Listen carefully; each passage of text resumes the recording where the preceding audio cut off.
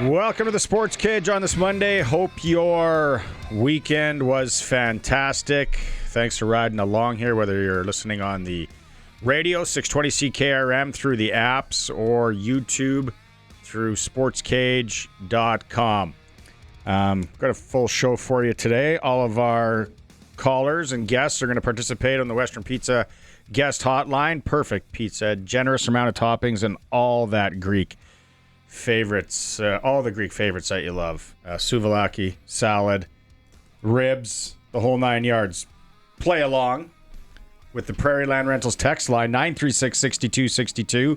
Thanks to Prairie Land Rentals, 600 Albert Street. And, of course, our sports tickers are for Reliance Heath Water Heater Rentals, Extreme Hockey and Sport, and Steelcraft Doors Regina. Nice weekend. We've got a Rider win out of the deal. Blue Jays, best team in the majors. Playoffs coming up in the Western Canadian Baseball League. Still some info there coming down. Possibly the greatest catch/interception in CFL history last night we'll talk about. And Milt Stiegel's an absolute weapon. So a great weekend going around. It's for Kellen Solar on this Monday. And with me, and I know a lot of you are tuned in to listen to him, not me, Greg from the Piffles podcast. Greg, how's it going? Do you want to go through, if you're watching on the stream here today, he brought a trophy. So first off, before we get to Rider talk and all that, look at the size of this trophy. Look at this trophy in general. And give us the 411 what it's for. This is what is lovingly known as the Colonel. It is for the team champions of the Stadnick Invitational Golf Thingy, the official golf tournament of the Canadian Football League Fans Fight Cancer. It's an event that's kind of grew out of something informal, and this year we've raised over $5,000. Still, if anyone wants to join in, basically the worse you do, the more you pay. So, a bunch of guys. Take me through that. Well, there's a $5 penalty for lost balls, and okay. So there's 25 of my dollars right there. What course are we playing? Flowing Springs. Oh, there's some. Okay. Yeah, when you forget where the water is, it's quite easy to get a wet ball there. And there's some out of bounds. There's some out of bounds. Some farmers' fields. There's a few of those. Yeah. Yeah. But yeah, so me, Joel Gasson, Glenn Chernick, and Don Dutchuk won the team event. I was 5 strokes off of the for the cup that went to Pat Janix and Don Duchek. They both shared that victory. Pat Janix. Yeah. Oh, that gotta be a weapon swinging the club. He's quite the guy. Yeah, I'm sure he's listening too. You told me to mention it. So. And $5,000 raised. Yes. That's awesome. Yep. Did you say hi to Brian Raymond? Was he out there at Flowing Springs? I did not see him. If I did, I apologize. Well, that's great. All for a good cause. That's a trophy. Because you sent me a picture of it last night, and I was like, oh, it's a nice trophy. But that thing it's large. It is large. Yeah. Where'd you get that? Anyone know where you got that done, or how'd they get that done? That was actually made by the namesake Dave Stadek. Baby. Yeah, he made that. It's a KFC piggy bank that he spray painted gold on. That makes sense now. Now it's all come. So show the back of it. It's got a slot for coins to go in. Now it makes sense. Yeah. So I'm like, where the heck would you find a Colonel Sanders? And okay, it's piggy bank. There we go. That's awesome. Riders are 6-1. You guys do an in-depth job on the Piffles podcast of covering the Riders. When we start this season, when we go back to May, let's be honest. What were the chances that you thought we would be 6-1? I want to say, because we actually do our picks every year on standings and where we think and our predictions, and I actually break it down per team. I had them at 5-2 at this point. Okay. I did not have us losing to Calgary. I can assure you on that one. I don't think anybody did. But the fact remains is they're doing better than I thought they were, and I knew they were going to be good. I just didn't. They're finding ways to win, even though they're making it look really difficult on themselves, which is both good to see and bad to see. There's games over the past couple of years where you could see it start to slide away, and then it was just gone. And they found ways to hold on to a couple of those games this year. It's and we talked about it last week at this time. I don't really care. 6-1 is 6-1. They don't care. They don't ask how. They ask how many. The old adage. There it is. It's we just don't know how, which is okay because we're still winning. step on the. Didn't I say this? I feel this is deja vu from last Monday. Step on the throats. Oh yeah. Or whatever body part you want to step on. Yeah. Finish the team. They can't. Kudos to the Elks for bad. More importantly, kudos to Cody Fajardo. Mm-hmm. I predicted. I hate saying that because then I sound like. I thought that he was going to have his hands full with the Rider defense. Bart Stradamus here or what? 8 sacks. They were all over him. I don't know if. I think Trey Ford would have been chased from that game. Cody stuck it out. Did a pretty good job for what he had in front of him. Actually, based on the way that O-line played, the game was more suited for a Trey Ford because Trey Ford, once he gets around that corner, good luck. See, I thought we would have had him on those corners though, because the way we were rushing, the way we were coming in, I'm like, I think Trey Ford would have, for lack of a better term, pooped his drawers with how we were coming in there. Oh, 100%. And we were coming with 4.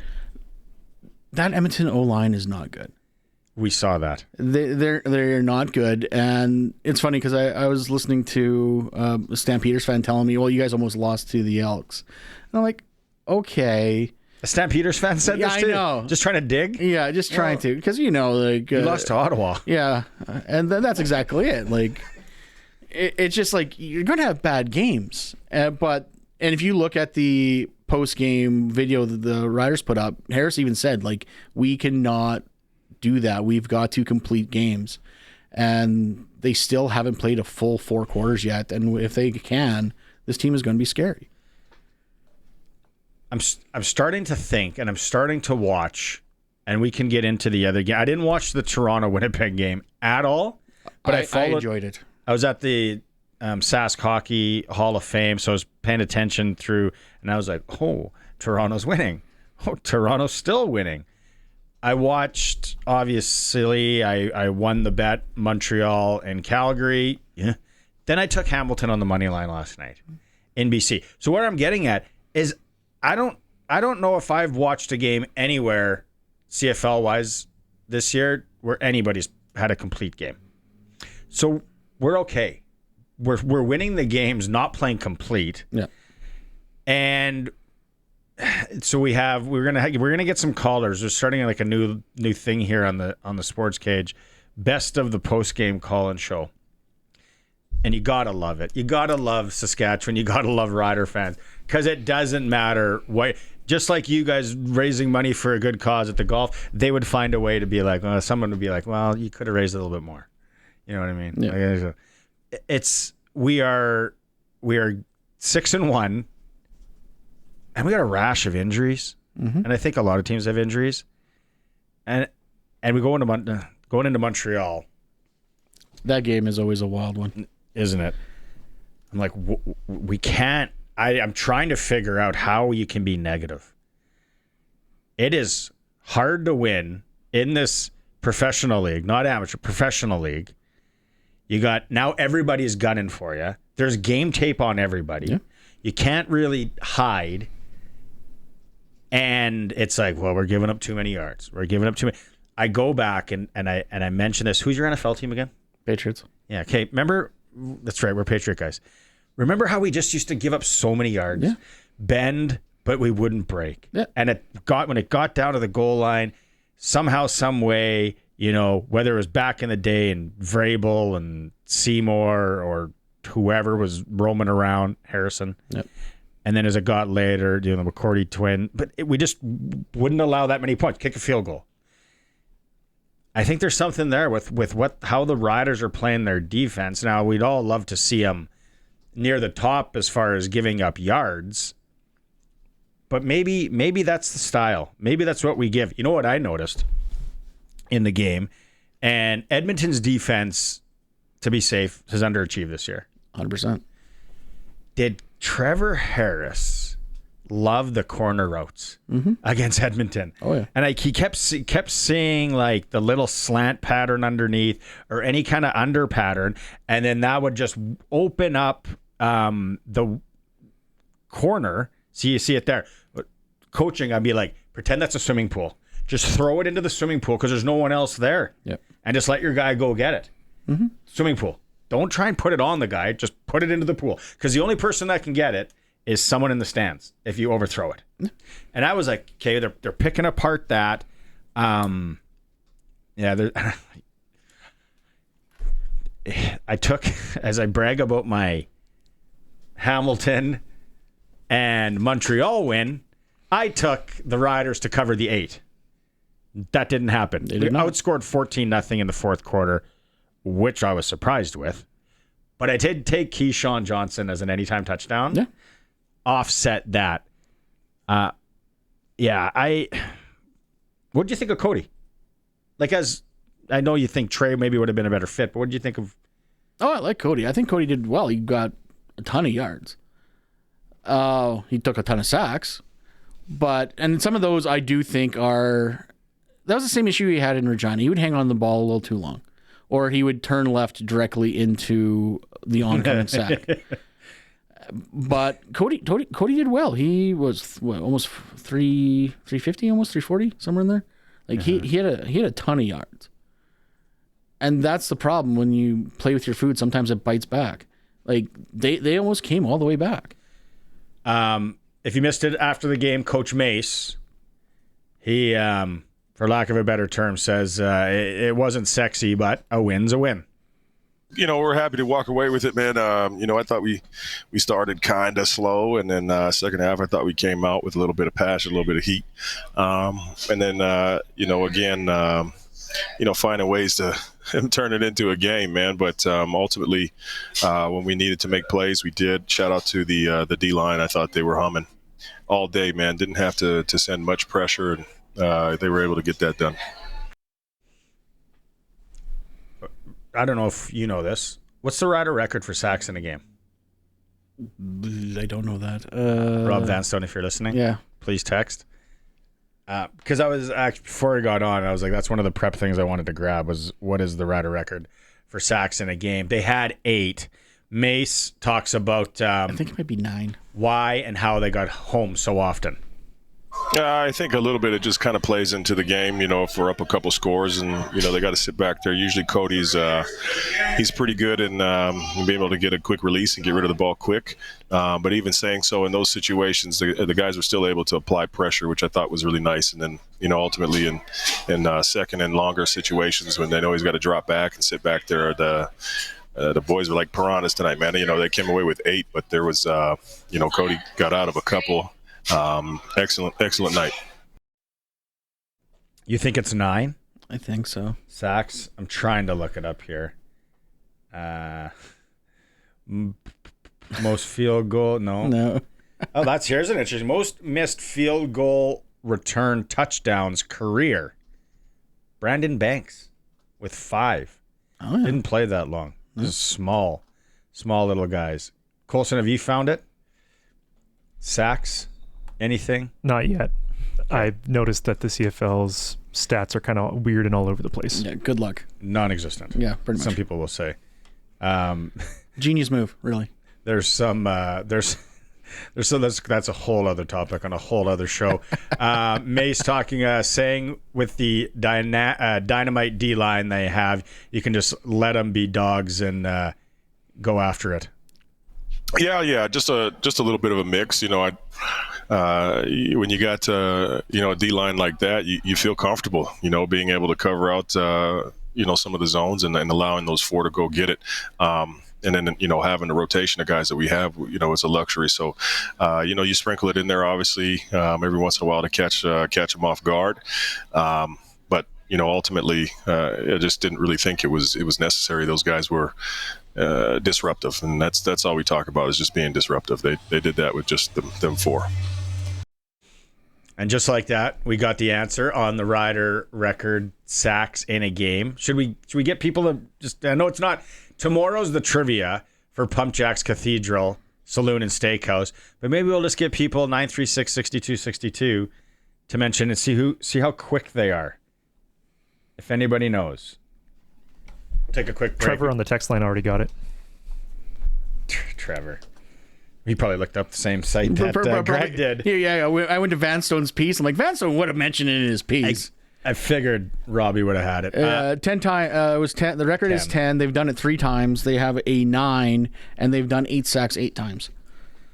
Dano in Regina saying my surprise was the lack of running game from the Elks. That's the problem, not the quarterback. And no, the name change isn't the problem either. Thank you for saying that, because if I had to get into that, we'd be here for a while. I don't know. I would be really worried if I was a diehard Elks fan. Or Edmonton football team, whatever. The Elks, call them the Elks, but it's the fact remains is it's a badly constructed team. They have been for years. And they need a little bit of grace now that Hervey's in, now that they got Killam in. But the previous regime just destroyed the team, roster and in the market. We'll take a quick break here. You can keep the text coming on the Prairie Land Rentals text line 936-6262. When we come back, we're going to try and track down Luke Mullinder, color voice on the Rider Broadcast Network. It is a SportsCage, streaming at sportscage.com. We're trying to call Luke Mullinder. He's actually on the golf course at the Agribition Golf Tournament. Is he going to get a Colonel? He's not going to win a Colonel. We need a shelf in the back there so people can actually see that full time. Greg from Piffles Podcast is with me. It's for Kellen Solar on Mondays. Anything you need solar, whether it's for the house, the farm, cottage, the livestock operation, the guys and girls at Kellen Solar in Lumsden can help you out. They've been in the business a long time and they're local. Okay, so we're getting a lot of texts in here. And how many did you get there that the record was 10? Got Alex, at least Alex got in. Yeah, my co-host Alex was on. Big Spice Girls guy. He piped in. I was watching some 90s, 2000s stuff the other day, and I thought about that. I'm like, we got to get into another debate. We got to have him in here again to get into another debate on that. So some of our callers, Colson, I'm going to tell which one we can go to first. In the post-game show, can we go... let's go to Trevor and Regina. You said he's a super knowledgeable, logical Rider fan. Yeah, that's 3. Okay. This is Trevor from Regina in the call-in show on Friday. Very logical fan. Here we go. I've heard some calls about some complaints about, I don't know, play calling. What I saw is a team that's 6-1 and is figuring it out on the fly and is pretty impressive. Are they at their best? No, but I don't think anybody wants us to be at our best at Game 7 of the CFL season. I mean, we might look back at that Calgary game where we got blown out to be probably one of the best learning points out of the whole season because, I mean, they taught us some lessons that we're not anywhere where we need to be as a team. But this was a fun game to watch tonight. I mean, Sam Emilus, we are lucky to have this guy. He puts up points. He hits guys downfield. He can do pretty much anything. And when he gets knocked out, it really is next man up, be it Keyshawn Johnson or Dante Myers or Joe Robustelli, or coming up at some point, hopefully sooner than later, KSB. And I'm sure Sean Bain Jr. is itching to have a comeback season because he would probably want to build on what wasn't a great year last year. So this is good. I mean, we're well coached. We're pretty disciplined. Are we perfect? No, but they're climbing the mountain, and they're a fun team to watch. Okay, so that very logical. Very logical. Smart. Talks about some guys coming back, some guys coming in. So here's another Trevor that he wants to have the defensive coordinator fired.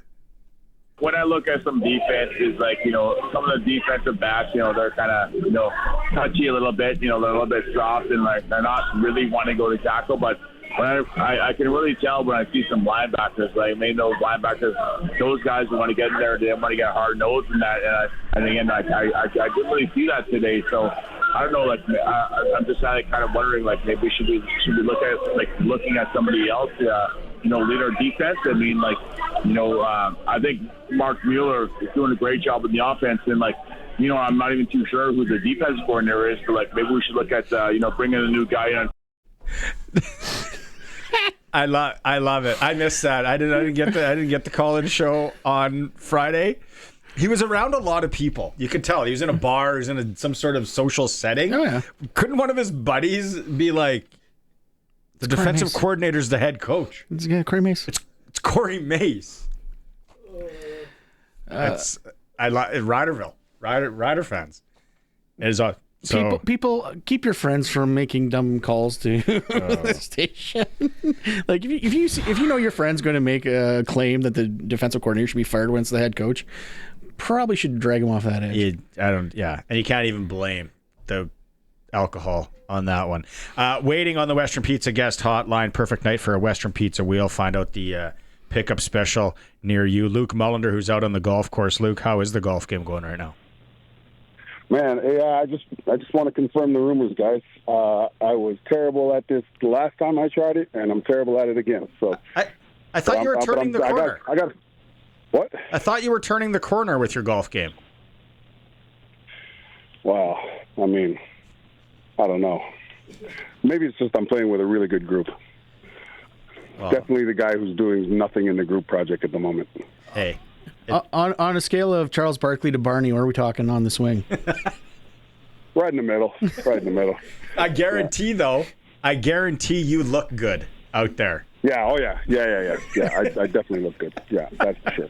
I mean, if you're going to be shitty at golf, you got to at least look good. You know what I mean? Attaboy. Yeah. 8 sacks, Luke, on the day. We look up the Rider record is 10 against the Edmonton Elks. Now that it's been a couple days, I'll ask you again. How do you assess the game from the Rider side? Well, I mean, that Edmonton O-line is horrible, man. I mean, they're just absolutely brutal. I'm glad that the fellas got their pass rush on it. And you know what? And those are games where you leave the game feeling really good about yourself. I don't care how bad the opponent is. When you're able to pressure the quarterback and you're able to sit down in the meeting rooms the next day and everybody has like a moment where they've got a really good rep on film, right? All your teammates are saying, "Oh man, great job, that's sweet." You know what I mean? Like it's one of those deals where you're building into everybody's confidence now. So you just got to harness this because Montreal, they're going to be better. Their O-line's better and their defense is better. So, and it's always a tough place to get a win. Can you pinpoint why? I guess we can't step on the throats, for lack of a better term, of a team and just really bury them yet? Because you're just not there yet, right?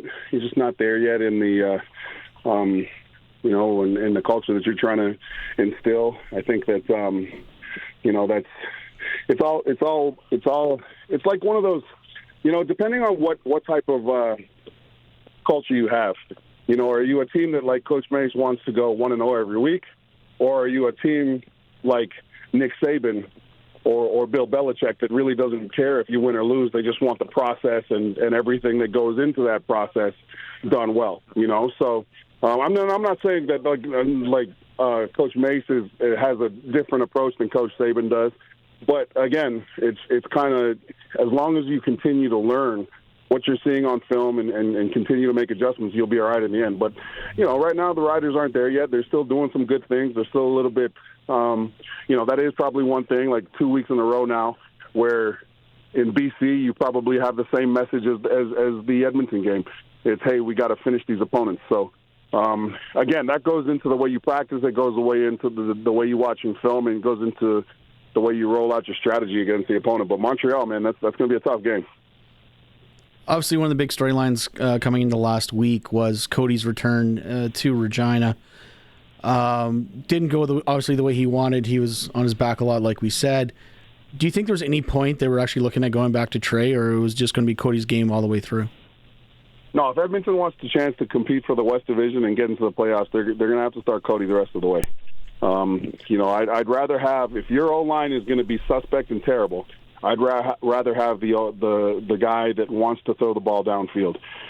And I think that, you got to look at the coordinator, Jordan McCulloch in Edmonton as well. He wants to throw the football, right? McCulloch has had success as an offensive coordinator when his quarterback throws the football. So if all of it's the same, if the D-line's terrible, if the offensive line's terrible, then I want the quarterback there that when he has to run, he's going to want to throw it and not run it.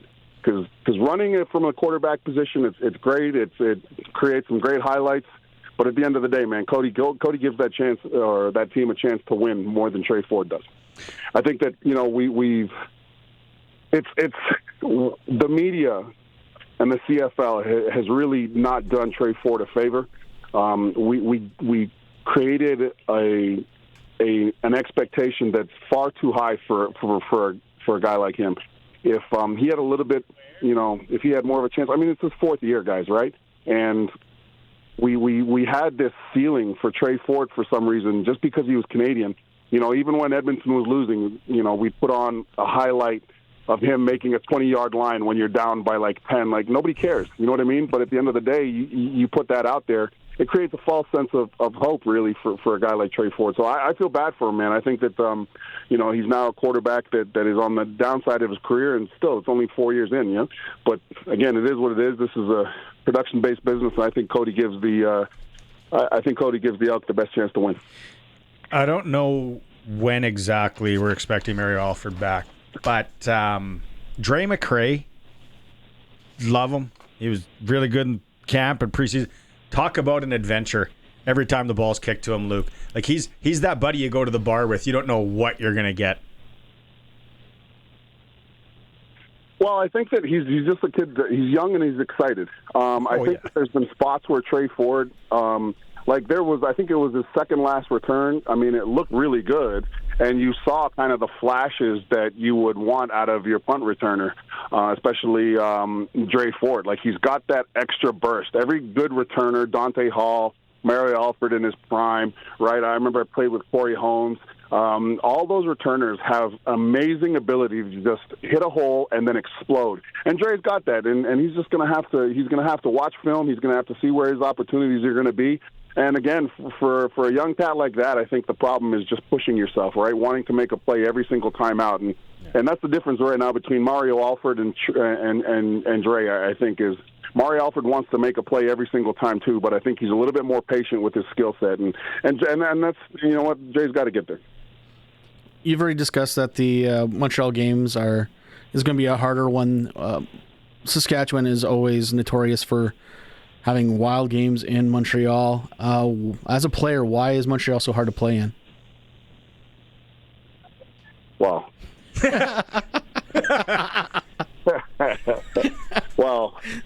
depends which version of the SportsCage you want here.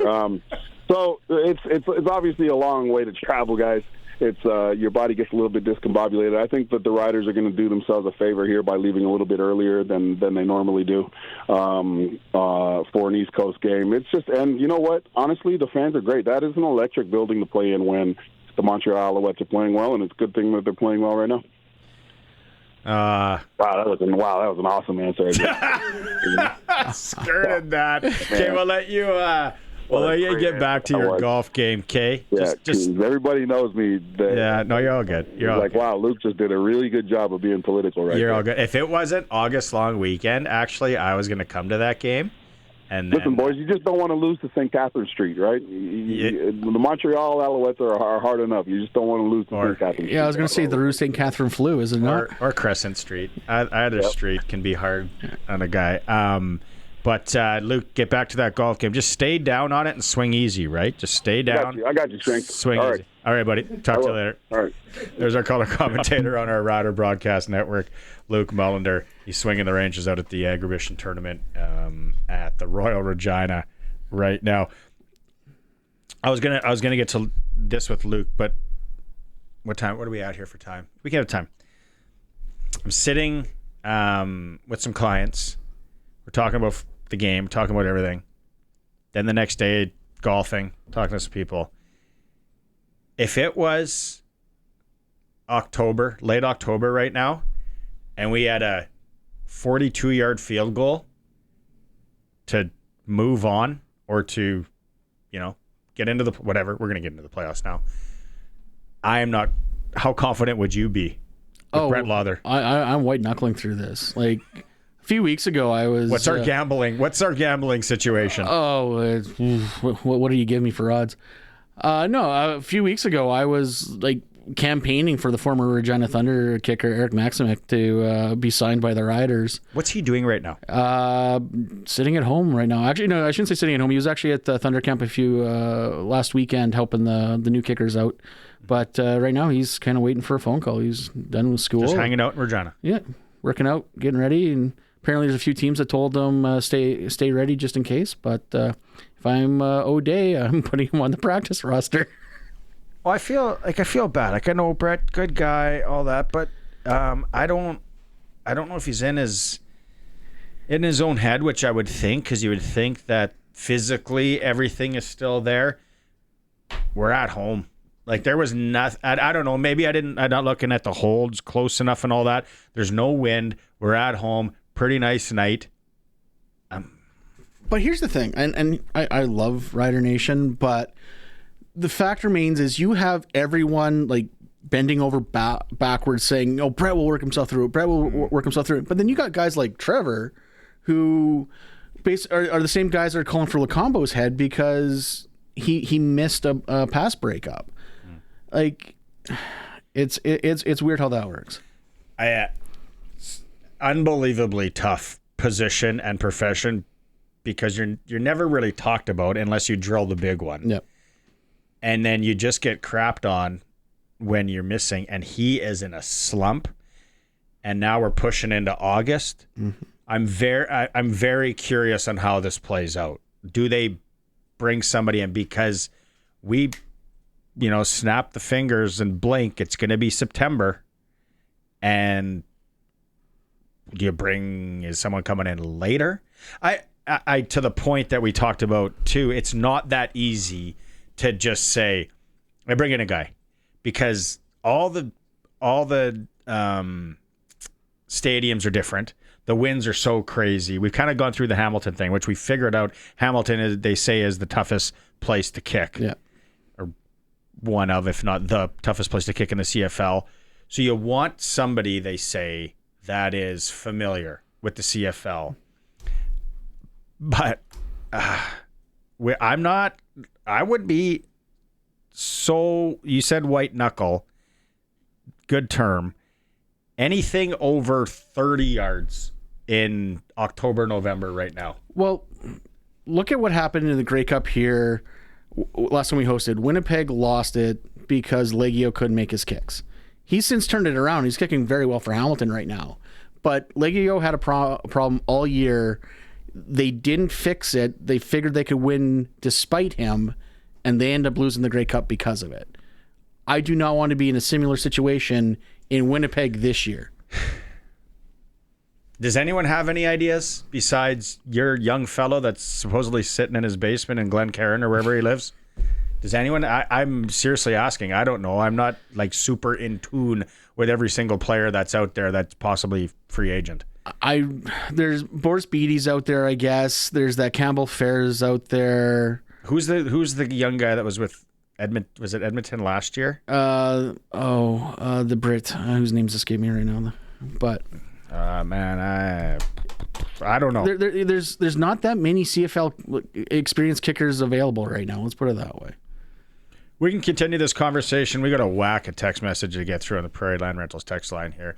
We also got some more audio coming from Friday night. It is a Sports Cage. Greg from Piffles Podcast. I think Colson's in the pocket. We got winning to do later too, Colson. You got to remind me. We got some baseball tickets to give away. It's the Cage. We're streaming at sportscage.com. Thanks to everyone who's hit that like button at the YouTube channel. Colson appreciates that. That's his spiff of the day. It all works on likes to the YouTube channel. And as always, we're on the home of the Riders, 620 CKRM.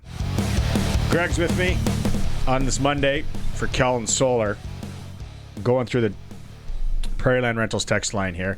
Prairie Land Rentals, whether you need to rent a spade or a skid steer and get it delivered, they can help you out. Deal with the owner. 600 Albert Street. Over 30 years in the business. Also, they got Husqvarna gear too. I am in the market. I broke my neighbor's chainsaw yesterday. Did I cut down trees though? Wife got home with the daughter. Wife played it up like I really butchered the tree. From the road, it looks okay. For a while there, I said to the boy, because he was helping me do it, I go, oof, Mom's not going to be happy. So then they pulled back into the driveway. Sure enough, she's like, what did you do? Butcher fest. And then I said, hey, go look at it from the road. It looks like a little Mr. Miyagi bonsai tree. I don't think it's that big of a deal. So getting your Edward Scissorhands on or what? So the boy and I made a joke that we got a company, tree pruning company, Hackenspiel is the name of it. I'm sorry. I need a chainsaw. That's how I got going on this Prairie Land Rentals. Marlene and husband Andrew, they watch us, Colson, from Ontario. I'd like to know where in Ontario.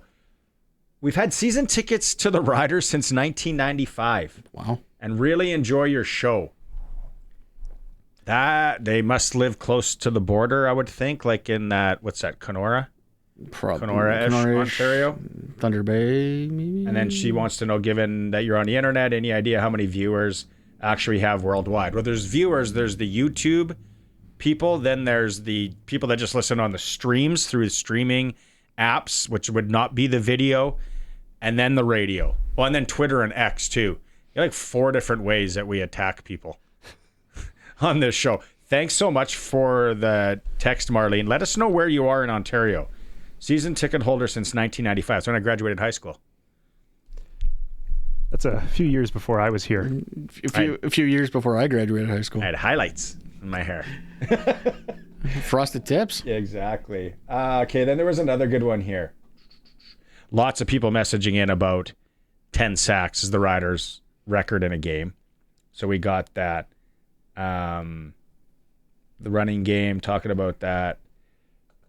Benny from Winnipeg. I'm going to read it. It's too long. Benny, I told you got to call in. He said, the Riders should have blown the doors off Edmonton 8 sacks, beat them by 3. I love you, Barney, but take off those rose-colored glasses on the Rider team.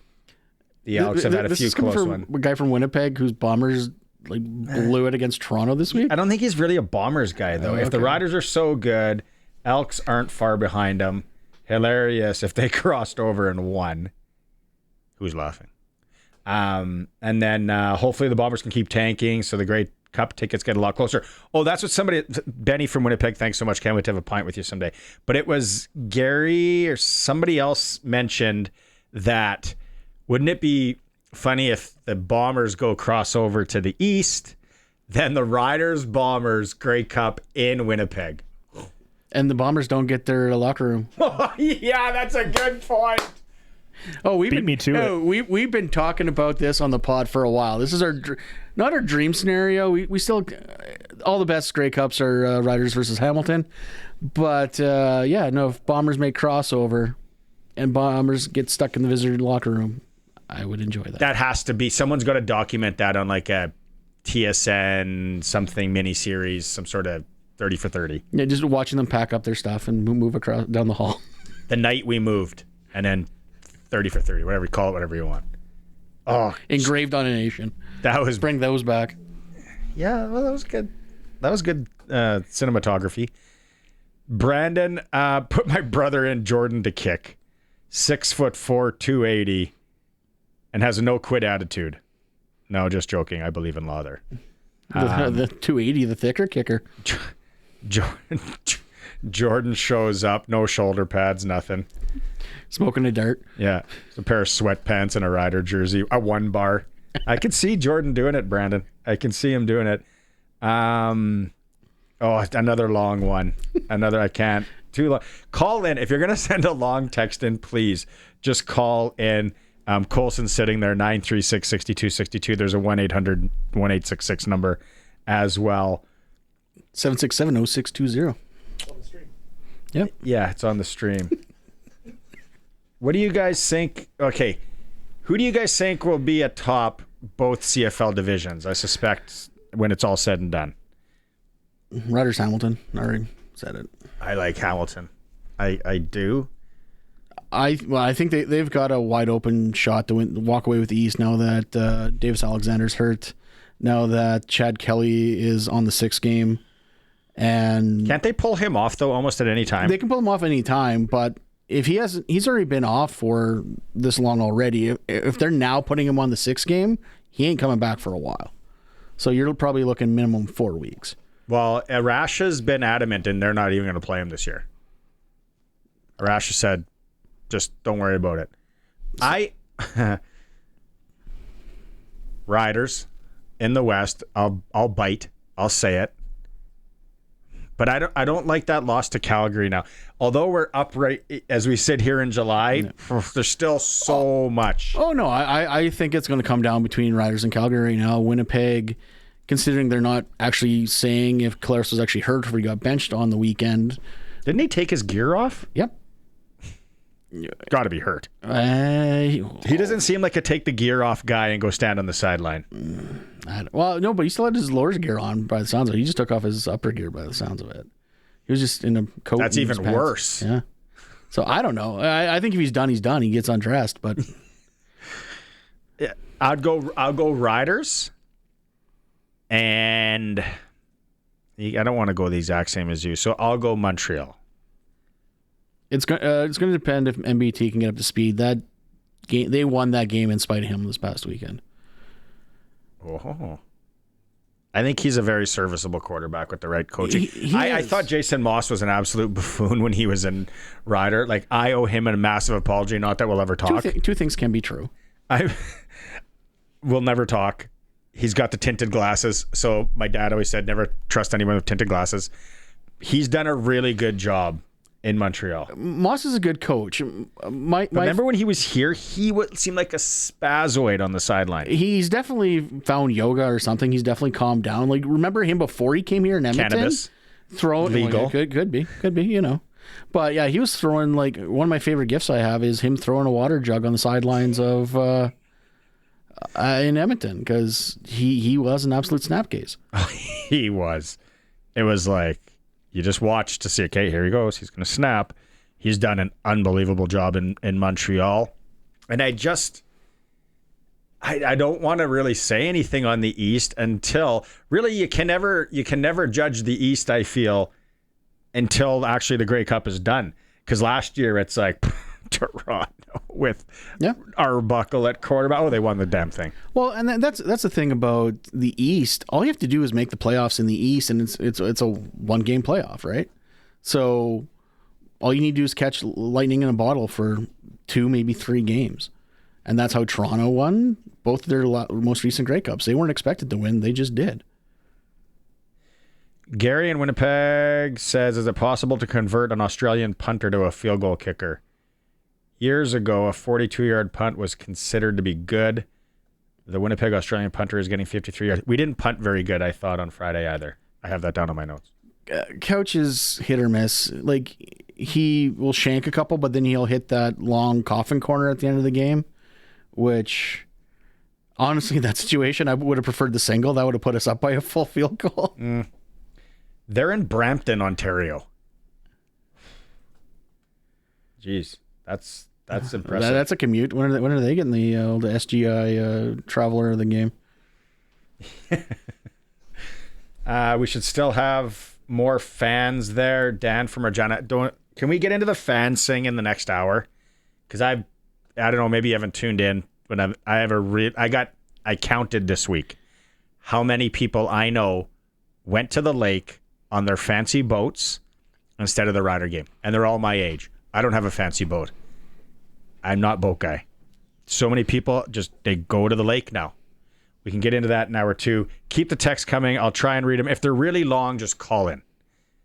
If they're really short, they're easy to read. It's a Sports Cage. We're streaming at sportscage.com and we're on 620 CKRM. Off day for the Riders today. We're going to find out more tomorrow on the injuries of Sam Emelis, Lake Corte Moore, Aubrey Miller Jr. Of course, the Riders are in Montreal on Saturday. Western Canadian Baseball League, 1 game in the East. Swift Current is at Medicine Hat. Playoffs have been solidified in the East. Saskatoon's going to finish first, Medicine Hat second. Regina's in third right now, but they could be caught by Moose Jaw. Both will play postseason baseball, though. The Blue Jays, they're in Baltimore for a game tonight. First game of a 4-gamer, and it's supposed to be with the Humidex like 45 in Baltimore. The Jays took 3 of 4 from the Tigers on the weekend. Sports Cage poll today. How did you greet Cody Fajardo on his return to Mosaic Stadium? You can vote at sportscage.com, a chance to win some tickets. That's your sports ticker in hour 1 for Reliance Heath Water Heater Rentals, keeping you in hot and soft water. Call on Reliance. Hour 2, it's the Coaches Show. We'll have Rider Coach Edwin Harrison with us. Sports Cage streaming at sportscage.com. Thanks for making time on Monday. Maybe it's a long weekend for you as well, and you're listening at the lake like some of these people are texting in with some questions that I can't read on the air. We'll leave it at that. Greg from the Piffles Podcast is with me Today it's for Kellen Solar, our solar friends out in Lumsden, Saskatchewan. Whether it's for the livestock operation, home, farm, whatever you need, Kellen Solar can hook you up. Prairieland Rentals text line is buzzing. There's so many I can't even get to. What was the one we were talking about before we went to break? Oh, the who's going to finish. Yeah. Where do we think teams are going to finish? Okay, where do we go here? Colson, have you read a lot of these? Riders, DBs giving up too much acreage every game. Very probably concerning is what we want. Yeah, we said that. They're giving up a lot of yards. Well, and that's that bend, don't break defense. Unfortunately, it's going to be like that until it breaks.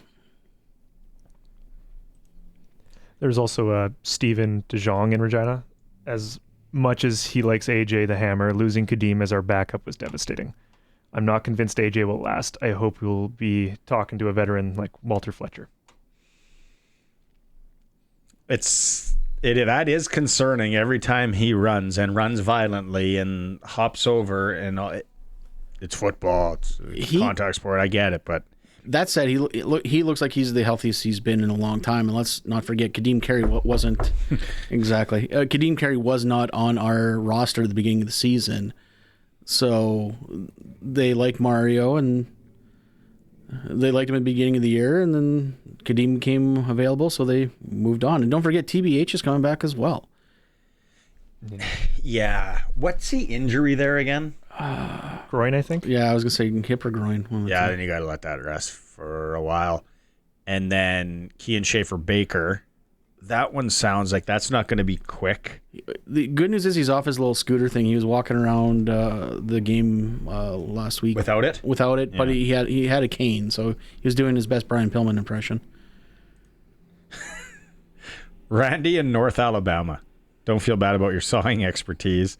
In the 10th grade, after hanging up 2 trees in the others when cutting firewood, Dad said I should concentrate on getting stronger by splitting the cut up wood. I think I read that wrong, or it's typed wrong. Cody Fajardo fans coming in on the text line as well. I thought Cody played okay. I like Cody. I'll never say a bad word about Cody. Do you know him personally? We did the Jesus Sprinkle shirts with him. What was that? I saw the post on social. That looked really cool. In 2019, after that game where it was the August Long game, actually, where they beat the Ticats last minute when he dove into the end zone. He did that Jesus Sprinkles comment, and then so I designed a logo. He liked it. Met up with him, and we started selling shirts for the NICU. Raised almost $7,000. That's awesome.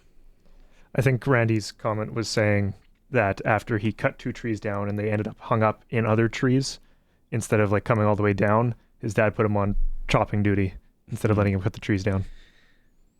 Gary in Winnipeg's, I'm hoping the Elks tank by September. Perhaps the Elks will trade Cody to Winnipeg. At some point, Winnipeg needs to move on from Zach Collaros because I don't think Strevler is the future of that franchise. No, he's not. I'm still baffled that he spent the time he did in the NFL. Because they thought he was going to be the gadget play guy that they could roll out to tight end every once in a while, and he just wasn't that guy. Trevor, I was thinking about this on the weekend, not today. Another Trevor in Regina. We're not sure which one this is. This is the one who was talking about a win's a win. This is all awesome. They're all good guys. Joe could also be returning from the NFL, which would help considerably. Well, we won't see him until after September anyway. That's okay, though. I know. That's if he doesn't make the roster, doesn't get a practice roster spot. So, Joe lands in Regina in October. I'll be happy. Oh, here's the problem. I remember when that happened with Andy Fantuz. Everyone was excited about it. What one game in, breaks his leg. When did he come back that one year? What month was it? Was it September? September. Late? Yeah, it was late September. It was after the Banjo Bowl. I forgot about the broken leg thing. Where's the old FSU kicker who set NCAA records and wound up a bust in the NFL? Roberto Aggio? He's only 31, still younger for a kicker. Revive his career. There's probably a lot. There's a ton of thousands kickers. of guys out there that can kick. And they might happen. We might see it. We talked about it in hour one. If you're just tuning in and you didn't join it, how confident are you if it was late October, early November right now, and we got a 35-plus yard field goal? I don't know. Is Brett going to turn it around? We're waiting for the turnaround. There was nothing wrong with the conditions on Friday. Again, I didn't see the hold super closely. It's worrisome. If they keep on saying, because everyone keeps on asking if it's the holds, and they keep on saying, no, it's not the hold. It's not the hold. Coach is doing a good job on the hold. It's not him. It's not him. It's not him. If it's not him, then what? Then it comes down to Brett. And if that's a problem, they got to figure it out. Have to. 2 for 3. As long as 51 on Friday. We'll get to more of the text line comments in a bit. Let's go right into the coaches show. Oh, we're going to go to break, Colson says. We're going to go to break. We're going to test some audio. Then we're going to come back with the coaches show. Joining us today, Edwin Harrison from the Riders. It's the Cage on the home of the Riders, 620 CKRM. It's time for the coaches show. Joining us from his office, Saskatchewan Rough Rider, 40-year-old from Houston, Texas. There he is. You see him hard at work, typing away. Coach Edwin Harrison. How's it going? How's it going today? Hey, we're smiling. We're 6-1, right? Yeah. Y'all actually, the crazy thing is I really am. Listen, 6-1, but we have a tremendous challenge in front of us with the Montreal Alouettes. And I can't say, I don't know what more to say about them. They are extremely well coached. They are big. They're physical. They're fast. So we are hard at work, to say the least. Zara going in for us on Friday. Young guy getting the call to start. Langenberg. A lot of, I'm sure, people were trucking in from his hometown. How do you assess his game, Coach?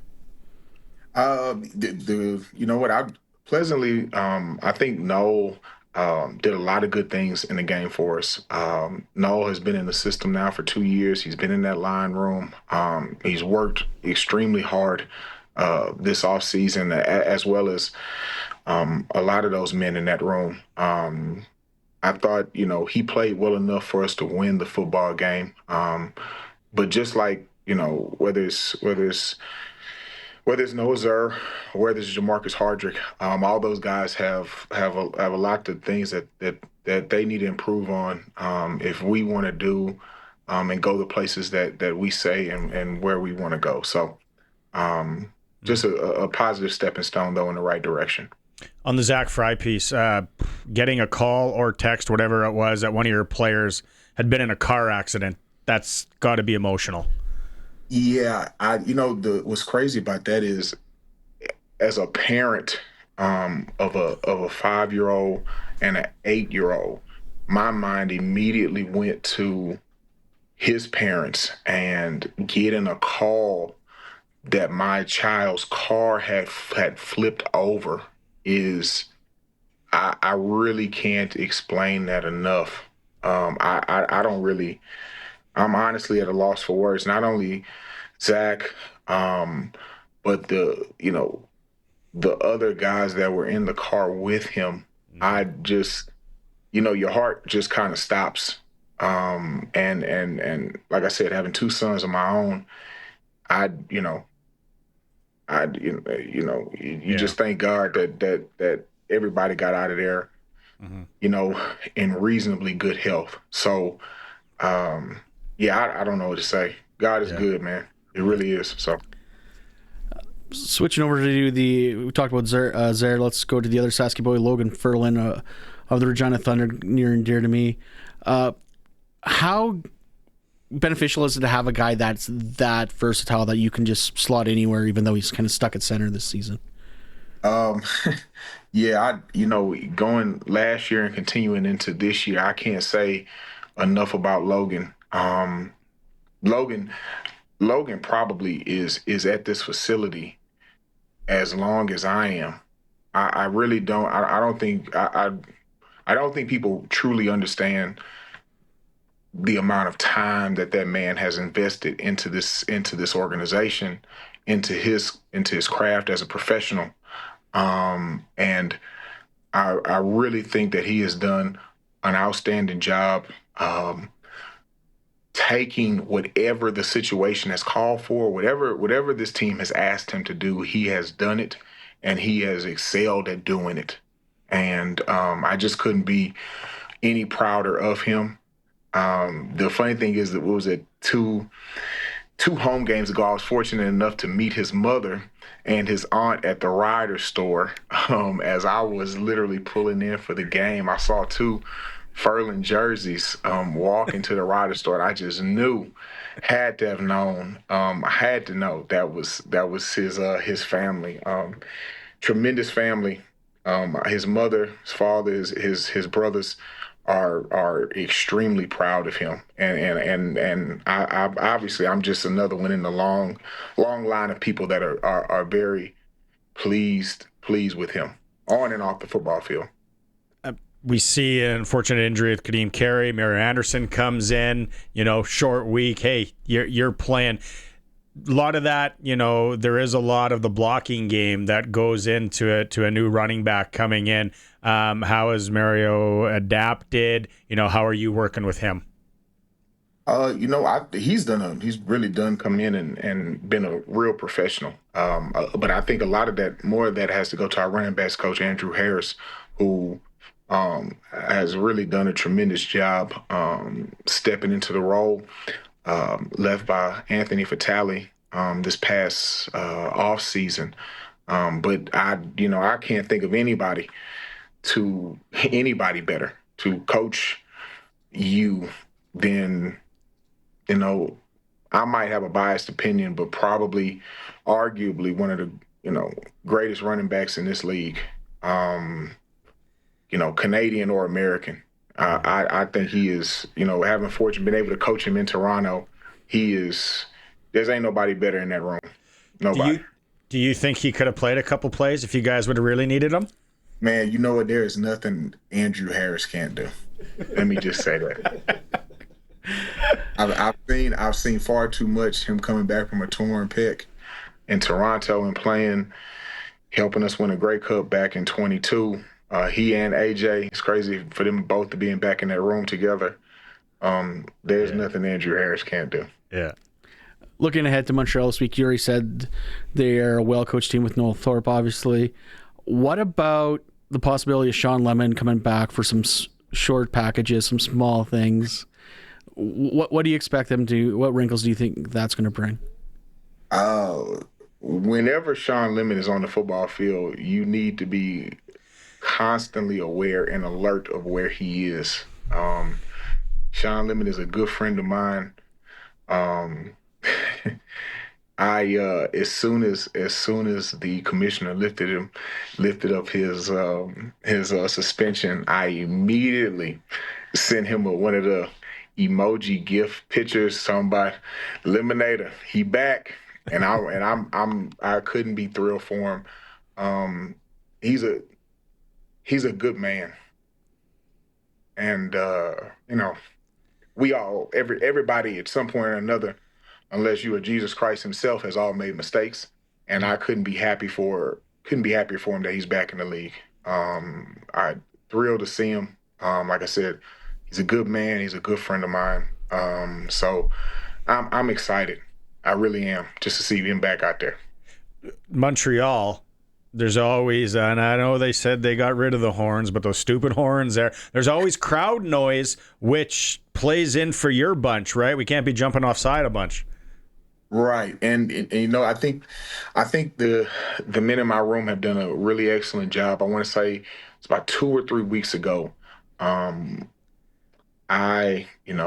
Mark, Corey, we challenged the men, not only in that room, but on this team, to be a more disciplined football team, to be a more disciplined unit, because quite frankly, in the beginning of the season, the penalties had gotten out of hand.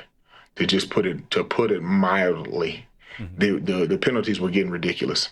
And we constantly say in this room, and they echo it now, is that discipline truly is what wins championships. That is why Winnipeg has been and done what they've done over the last 5-6 years. That is why the time that I had in Calgary, that is why we did over those close to a decade. Discipline wins championships. There's no other way to say it. You have to be a disciplined football team. Also, staying healthy helps you win championships, but not for you for some reason. You keep on being able to find guys and roll guys through. I think we set a record last year for many linemen. How do you keep on getting these guys ready for game day? I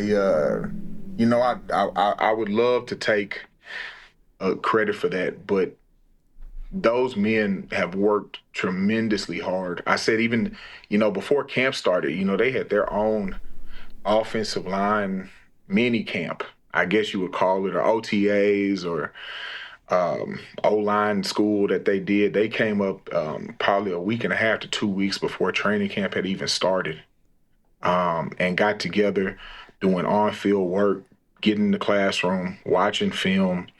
So those men are committed to doing whatever it takes, and I mean whatever it takes to win. So, you need to take some credit for that. Oh yeah. Like I thought you should be up for Coach of the Year in the province for whatever for what you did last year. I know you want to, and the guys do a lot of work, but what you did last year was amazing, Coach, and you're doing a heck of a job again this year. I appreciate it. That means a lot. When we took this job, when Corey called me, the great thing I love about this place is that expectations couldn't be any higher. Yeah. And I remember Kirby Smart said this about 2 years ago when he was speaking at the SEC Media Day. He said that pressure is a privilege. Yeah. It is a privilege. It really is. It is a privilege for people to have high expectations of you and the work that you produce. Yeah. It was a time, and I've been some places where didn't nobody expect nothing out of us. And it is a blessing to be a place where people expect everything. Exactly. And to be able to find a way to deliver that's what, winning here is just different. Winning here is different. Do you ever look up at the stadium and go, they've only won it 4 times? Yeah, well, I asked Andrew Harris this the other day because he was on and he's got, how many does he have on his own? And then he's like, and I was like, and he's like, yeah, no, I had no idea. They only won it 4 times. A lot. And it's 6, maybe? Yeah. And, I've been very blessed to be, to win one in Calgary as a player, to win one in Toronto as a coach. But maybe that's what it is that, and I really believe this, fellas, that winning here is different. Yeah. And please make no mistake, I love Calgary. I love my time there, the time that I spent, the friends that I have, my lifelong friends. The coaches that I was fortunate to play for. But winning here is different. Yeah. It's different. It just, and I don't know any other way to say it. It's just different here. So, and it's awesome. But I will say this, when I walk into that stadium every day and I look up and I realize this is where I get to work every day. Yeah. It's amazing. It is amazing. What do you got? You going to go? I just wanted him to compare Calgary's offices to the ones that are at Mosaic. It's an Atco trailer. Yeah. Oh, it is. You can plead the fifth on that one if you want. You can plead the fifth on that one. You don't need to actually answer that one. I know. I just wanted the reaction. That's all I need. I got a football question for you that's kind of going around. There's a guy, played down south, cup of coffee in Kansas City, then you know the Canadian game so well. That yard that's got to be given, right? On the line. Right. Who's got the bigger advantage there? I would say it's a couple of things. I would think that run game wise, it's tougher the yard off the ball because the defense has the ability to move and adjust. But the crazy thing is, fellas, it's an adjustment. One of the biggest things that the American guys have when they come up here is the contact doesn't happen right then. Yeah. So they have to it's hard for younger American players because they're moving so fast because they're expecting that guy to be right there up on them, right there when the ball is snapped, but they're not. So they have to retrain themselves and the punch timing.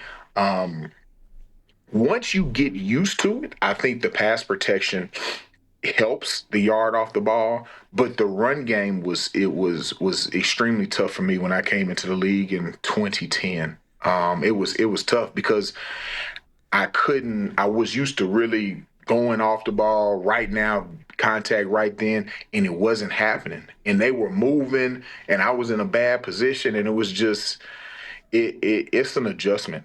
It really is. It really is. So, okay, one more just football one for you, and I got to get your take. What did you think? I'm sure if you didn't watch the game last night, you would have seen it on social media today. What do you think of that interception by Robert Carter Jr. last night from BC? Oh, that was one of the most incredible catches I've ever seen.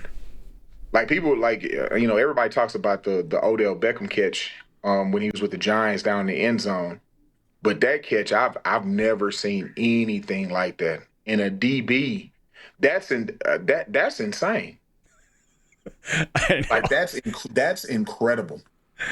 They put you at DB because you can't catch, not because you can make one hand stabs like that. Yeah, apparently I think the same kid, he's done that before though. In college last year. Yep. They had a clip in college, right? Yep. Yeah, here it is right here. If you're watching the stream. Yeah. We couldn't even make those in video game, Coach. Back in the day. Like I don't know if anybody, people. I hope your fans are listening. People tuning in. That is incredible what you're watching. You may never see another one of those catches in a lifetime. That's incredible. Yeah. Like, it's incredible. So, yeah, it's amazing. You're a Colorado guy. We had you on last year. We talked about that. Unfortunate news. Sounds like Deion Sanders, because of health issues, going to step down in Colorado. Any thoughts on that? With health, that's all you really have is time. Time is the most valuable commodity we have. You can always make money. You can always buy stuff. You can always travel, but you can never make time. Like you can't create more time. So health is the number one thing. If he has I don't know how many children he has. I know he's got grandchildren. Man, you got to do whatever it is that you got to do to watch your children grow up, to hold your grandkids. You can't get time back. Yeah. That's all I just say it like that. You cannot get time back. Well said. All right, Coach. Thanks for making some time today on a busy Monday as you guys get set for Montreal. Absolutely. Appreciate you 1-0 this week, right? Yes, sir. 1-0. All right. Have a good week. Y'all take care, fellas. Thank you very much. Right on. Thank you. Our offensive line coach, who last year should have won some sort of award. Oh, Citizen of the Year. Do they still do that award in Saskatchewan? I think every episode we were starting a campaign to get him a blank check. Like whatever you want, just write it down and stay here forever. Guys from the defense coming over and playing and doing a heck of a job. Yeah, Coach Edwin Harrison. Awesome to have him on. And our coach's show is for Regina Steelcraft Doors, made in Western Canada for Western Canada, and the Rough Rider Foundation and their 50-50, which is another big one this week coming up here. We'll have more on that in a bit. It is the Sports Cage. We'll come back with our Clutch Performer. We're streaming at sportscage.com. Why don't we start with you and people that are watching the stream that maybe are just tuning in, bring that trophy over. Greg won a trophy. More importantly, you raised money for a damn good cause. Go through that again. The CFL Fans Cancer, we do it every year. It's a bunch of CFL fans. It was organically run. The money goes to whoever's hosting the Grey Cup that year. When we hosted it, we had $25,000. I think last year they broke $100,000. It's gone up every year. So we this past week played some golf, raised $5,000 at this tournament, and there's more money coming in all over the country from CFL fans everywhere for a charity in Winnipeg whose names escapes my mind right now. That is great. Locally, I want to give a huge Clutch Performer shout out to everybody involved volunteer-wise with the Regina Red Sox. Mm-hmm. They played a lot of baseball this weekend, double headers, other teams coming in. I don't know the total logistics of it all, but that would have been an undertaking. There's no doubt about it. So Regina Red Sox volunteers, everybody involved there, good job to you. Well done. I have to give a shout out here to the White Butte Broncos of the U13 AA Baseball League and the Wolf Pack from Regina. The Wolf Pack are the city champs. White Butte Broncos finished second. They're both going to provincials up in Saskatoon. Congratulations there.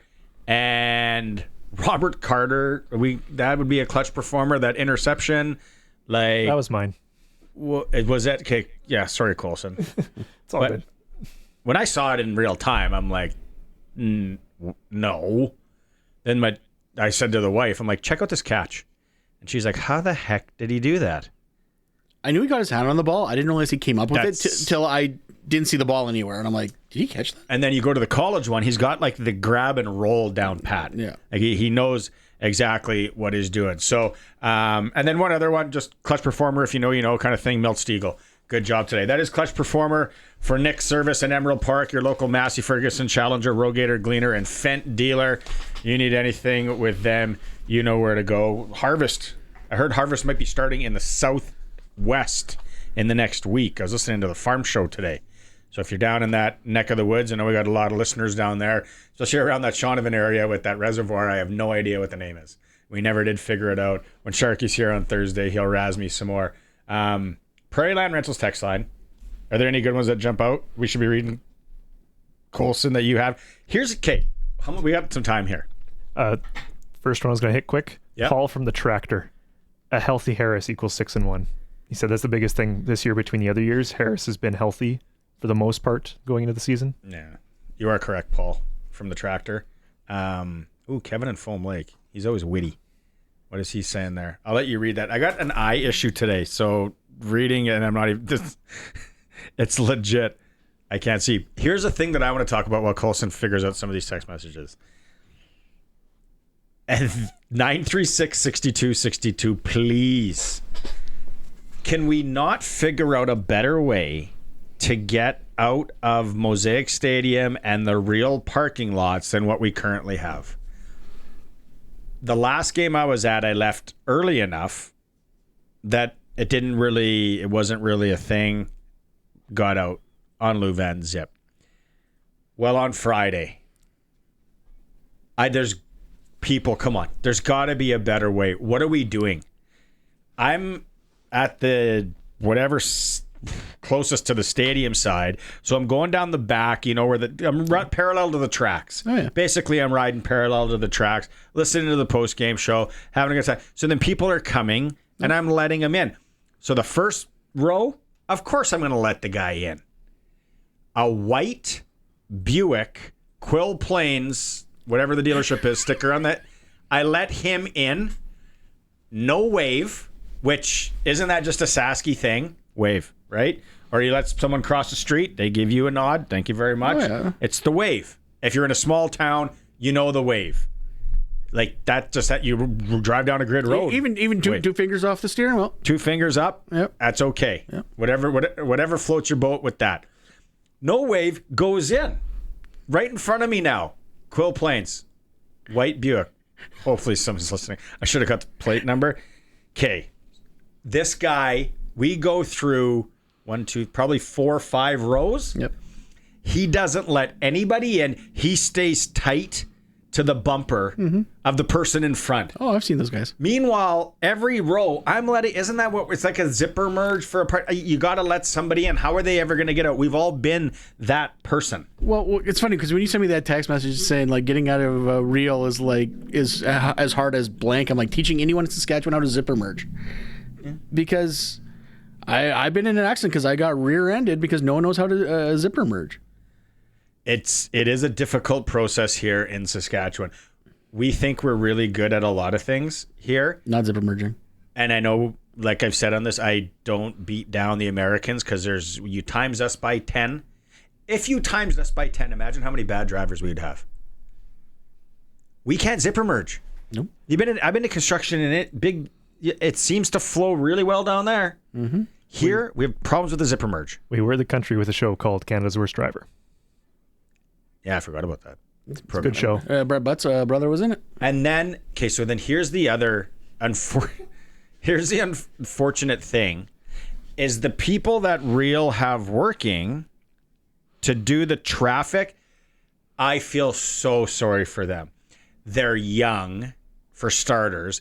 I don't even know if they have been trained what to do. I don't even know if they can drive, to be honest. So you got now people basically running roughshod over them, not taking any respect to baton and vest guy, and they are just driving wherever they want. We got guys on the wrong side of the road. We got guys coming onto incoming traffic, and they can't. But really, what can they do? Yeah. We possibly need to invest in. Sorry, city police, but you guys will get paid overtime, right, for this? We need some muscle out there. And if you're whistle guy, if you can be cop, I love it. If you can be whistle guy and then wave, you know how they wave? Where was the last city I was in where they had the guy with the whistle and wave? And everything moves so slick. I don't know. We want people to go to the games. We have them there, and then you make it so difficult and close to the worst experience ever in getting out. The worst experience is still SaskTel Center in Saskatoon. Leaving an event there is the worst. It is bad. It is. Yes, it wasn't made properly there as well. Who was building stuff back? This isn't even that old. No, it's not even that old. And this was the thing when they built the stadium. They said, "Oh, we've got the access. It's perfect spot. We already know where bus routes are." But I also like to point out back then, and I might be misremembering, but I'm pretty sure a lot of games in Mosaic, especially the busy ones, the police were the ones directing traffic away from Old Taylor Field. I don't think it's some poor sucker in a vest and a light baton who was getting paid maybe $15 an hour. My son, he's done this before. Don't judge me as a parent. If no one's letting me into that lane, he'll hop out and then he'll go slowly walk in front of their vehicle while I move up. We got it down. It's our thing, right? Father, son. Some are really good at golf together. We're good at sneaking into lines. So he's like, how about I go and just ask these cars $10 a car? I can get you in line. He's trying to make money off this as we sit in traffic for an hour. Judge me if you want, as Baron. I don't care. But so here was my thing when they built that stadium. The buses, and then didn't they cut down on how many buses and where the buses drop now too? Yes, but I think that was, if I remember correctly, from complaints from the locations. Okay, yeah. Because I know for a fact the one I used to go to, Norman View Mall, yes, the grocery store complained that everyone was taking up the parking spaces right by the grocery store. I did hear that as well. Yes. Can we not find some place else in the north to pick people up? Some establishments might like that traffic, especially after the game, go in for a pint, maybe a wing. Not a bad idea. When they built the stadium, I've mentioned this before. What they should have looked at, this would have been more expense, but at this point, you're building, who cares? If they would have taken all that land out by What's the curling rink out by the airport? Cali? Cali. Is it the Cali? This is Cali. There's lots of room out there, in and around there. There's that dog run. That kind of floods, though. It's a little low. You can't do that. Anywhere in there, build a massive parking lot, and then just had a tram. And it's just one line. We're not tramming people all around the city. It's just to that parking lot, and then they funnel out from there. Because you can get to the bypass, or you could make an easy way to get to the bypass, or you could go the other way. Yep. Like what we have going on, I was like, if this like Quill Plains guy in front of me, I don't know if he goes to a lot of games. I hope I get to see him again. Not even a wave. And then he didn't let anybody in. That is so rude. There's got to be a better way. And we have to help baton guy and girl. Like they have no muscle. They're just, people don't respect it. No one respects the vest anymore. No. Well, I think even our police officers who are doing a heck of a job. Benny, I can't read that text. That's the second one today from you. Gary says, if a team scores touchdowns, you don't need a field goal kicker to win a game. I'd love to coach against you sometime, Gary. It's gonna come down. We still need more touchdowns. Regardless, we still need more touchdowns. Kevin in Regina says, Shink, on the attendance topic, I think they need to give more incentive for people to come nowadays. I love $5 beer before the game. Sometimes a little too much, but maybe bring back Whopper of a win or something to cater to everyone. Haven't had that promo since you were flipping burgers at the BK and Stew. You don't flip burgers at the BK and Stew, and you stick them in the broiler, then they come out the other side. And you are alluding to the only job I've ever got fired at. Burger King on Circle Drive in Saskatoon. I'm totally comfortable in my skin. You didn't make it their way or what? Want to hear the real story? I think the writing was on the wall. I wasn't Burger King material. There's no doubt about it.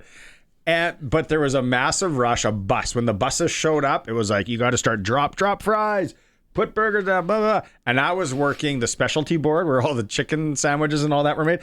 And of course, it was chicken sandwich special time. So they like drop this, and I'm dropping fish and I'm dropping chicken. And we had like on that board, you have your own deep fryers. Well, I didn't shake the chicken. I forgot. So there was like clumps of chicken patties and I don't know, probably 12-ish of them. So that was the straw right there. So then I got pulled into the office after that, and I handed back my nice blue slacks and my shirt and my name tag, and that was it from Burger King. Still all-time favorite burger might be the Whopper. But yeah, Kevin, I don't think even if you went to $2 beer, people in my demographic that spent lots of money on a cabin and lots of money on a boat, and then it's like a group thing, right? It's like, no, we're going out to so-and-so's cabin this week. We're going out there. And it was a beautiful night. Beautiful night. How many of those do we get in a year in Saskatchewan? Under 40? Yeah, not enough anymore, but yeah. And on the weekend. Without smoke. You'll get them on a Wednesday, not on a Saturday, Sunday. And that's like, I'm not saying anything bad about anything. It is just where we are as a society. And back in the early 2000s, there was never this many people that were cabin people, boat people. Now they go. Well, football doesn't stop. Well, and also if you want to look at it this way, the presentation has changed quite a bit too. Everyone's got now a satellite dish or whatever with a high definition TV. Back then, you can only listen to it on the Mighty 620 when you're out at the lake. Yeah. No, there's a lot of different, and then don't even get me started on the kids thing, because go online tonight and just read up that the NFL is losing the young viewers. It's just how it's going to be. You're not going to get kids to go and watch anything for 3 hours. Nope. Like not even a movie. None of that. You can do this. At least someone's talking about the league. Call me in 12 months and show me the data. Not going to change anything. It's not. And if you're talking about the league, Would you go to a restaurant that I said, or would you get someone to do your taxes that I said, amateur? They are an amateur and they're garbage. Would you go, I'm going to go to that guy or girl. They're going to do my taxes. No, you wouldn't. So not all publicity is good publicity. Am I making any sense? Do you get what I'm picking up what you're putting down. Okay, good. I'm combining what you're swathing.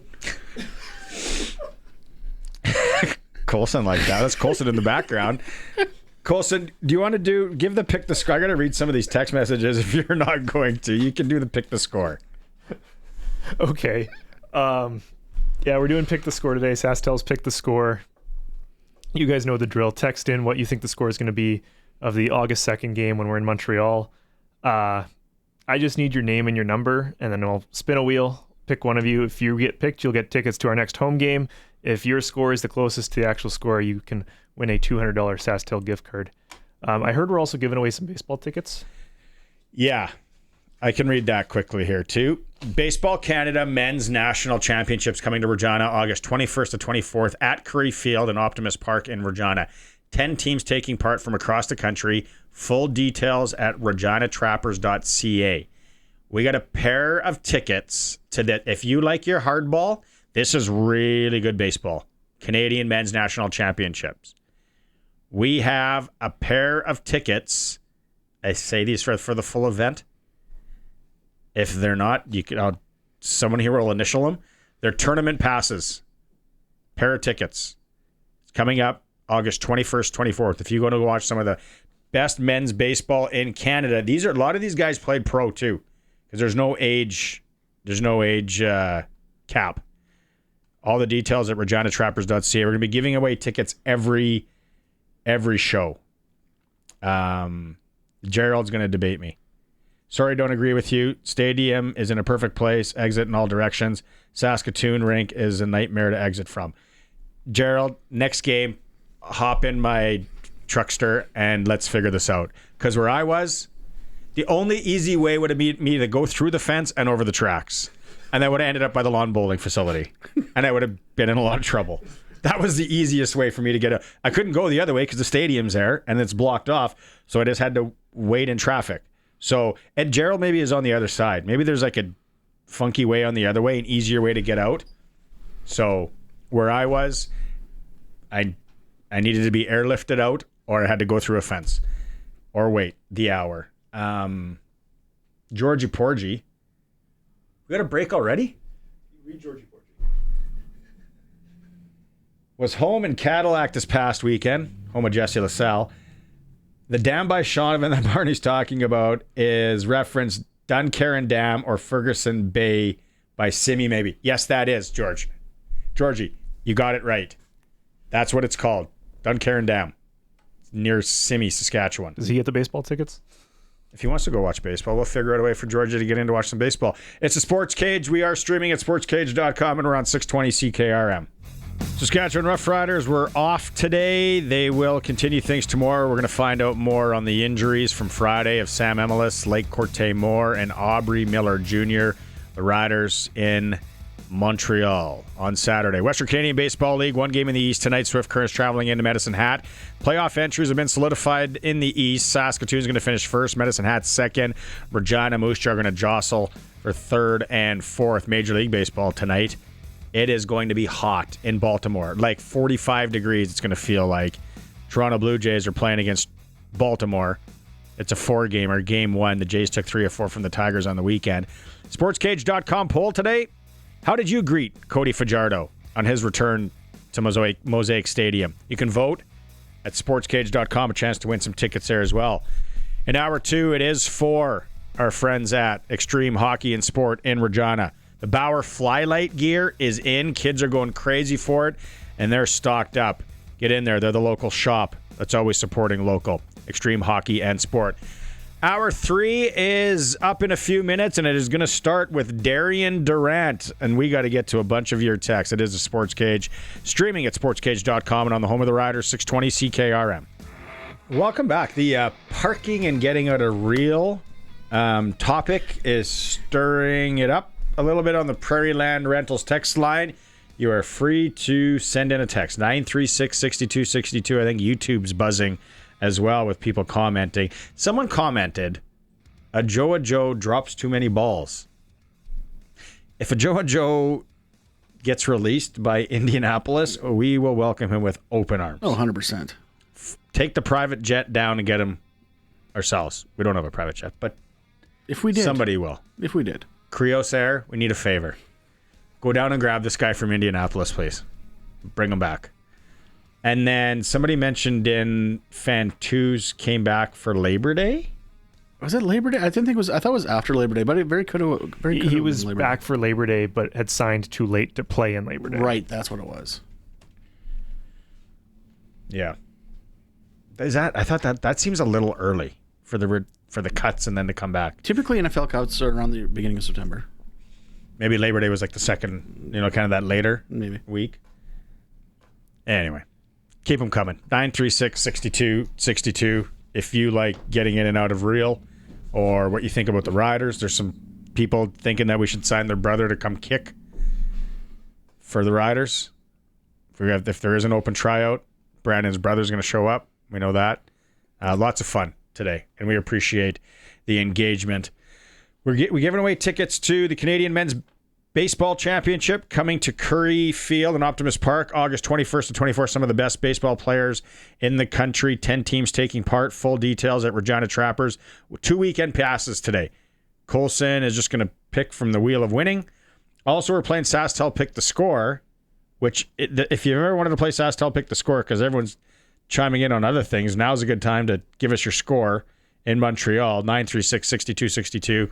And you can win 2 tickets to the next home game, which is the 16th, 1 p.m. start. It'll be boiling hot that day. It's going to be a warm one. Back sweat special against Hamilton. Oh, it's going to be a good game, too. But it is that time of the week, and people are waiting for it. Let's go talk to Doubles. It's time for Double Talk with Saskatchewan Rough Rider legend Darian Durant. Double Talk is brought to you by Campbell Safety Consulting. At Campbell Safety Consulting, we work towards helping companies create a competitive edge by executing a proactive health and safety program. Doubles, nice to see you again on this Monday. The Riders are 6-1, my friend. 8 sacks. How do you, what's your take on the game? We're a little bit too close at the end, wasn't it? I figured most people will feel that way. Going into it when we spoke last week, I don't think we knew at the time that Cody was going to start. So maybe I would have had a different perspective on the game if I would have known that. But look, a win's a win. And this Edmonton team, they came in and they fought. And, if you would have told Edmonton early in the week that they would hold the Riders to 21 points and, they would take that at any given day of the week. So, I was just glad to see the D-line finally get after the quarterback and cause some havoc in the backfield. But, like we said, the game was way too close. But win's a win, and we'll take it moving forward. Do you like Cody then back there? Do you like Cody sticking with it would you stick with him if you were the Elks? You know what? I think Cody's just better for this offense. I think they know what to do at Trey Ford. It seems like they want to be a drop back passing team, and I don't know if that fits the strengths of Trey Ford. He needs more RPO, more quarterback draws, getting on the outside, sprint out, rollouts, things where he can use his legs. But when you put him in the pocket, I think you put him at a disadvantage. So, moving forward, I think that if they're going to continue with this same offensive plan, then Cody's the best bet. Okay, my last question, and let Greg go for a few here. I got to ask. That little pirouette move that Cody does, and then he comes back, and there's a guy almost like hiding. It's almost like the old flag or touch football sleeper play where a guy just hangs out on the sideline. Is there any way that that's a set play? No, I don't think so. No, I don't okay. think so. I mean, look, that pirouette drill, that's just something us quarterbacks, we drill all the time in the off season, in practice. That's just how we do it. So, Cody's just perfected it. And a lot of the times he can find guys wide open. So kudos to Cody for just taking what he learned in practice and bringing it to game time action. Obviously, this was Cody's first game back against the Riders. He couldn't play here in Montreal. So what's that like coming back to what used to be friendly confines that's now not so friendly confines?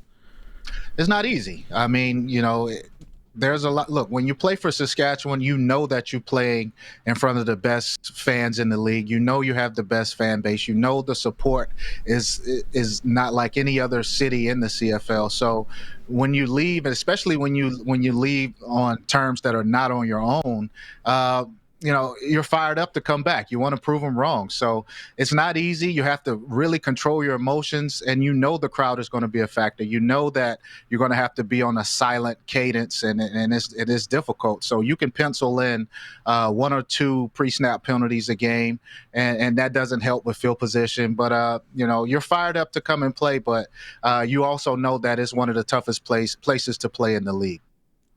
What does Darian Durant do when he's looking up at the lights 8 times in a game?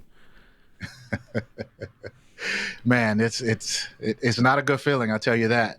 I'm that he would have liked for the running backs to get more than 4 or 5 carries as well. I think they became very predictable, and they relied on Cody to drop back way too much. And whenever a defensive line can just put their hand in the dirt and come after the passer and not have to worry about the run game, then this is what you're going to get. So you want to see some more balance, especially if you want to keep guys healthy.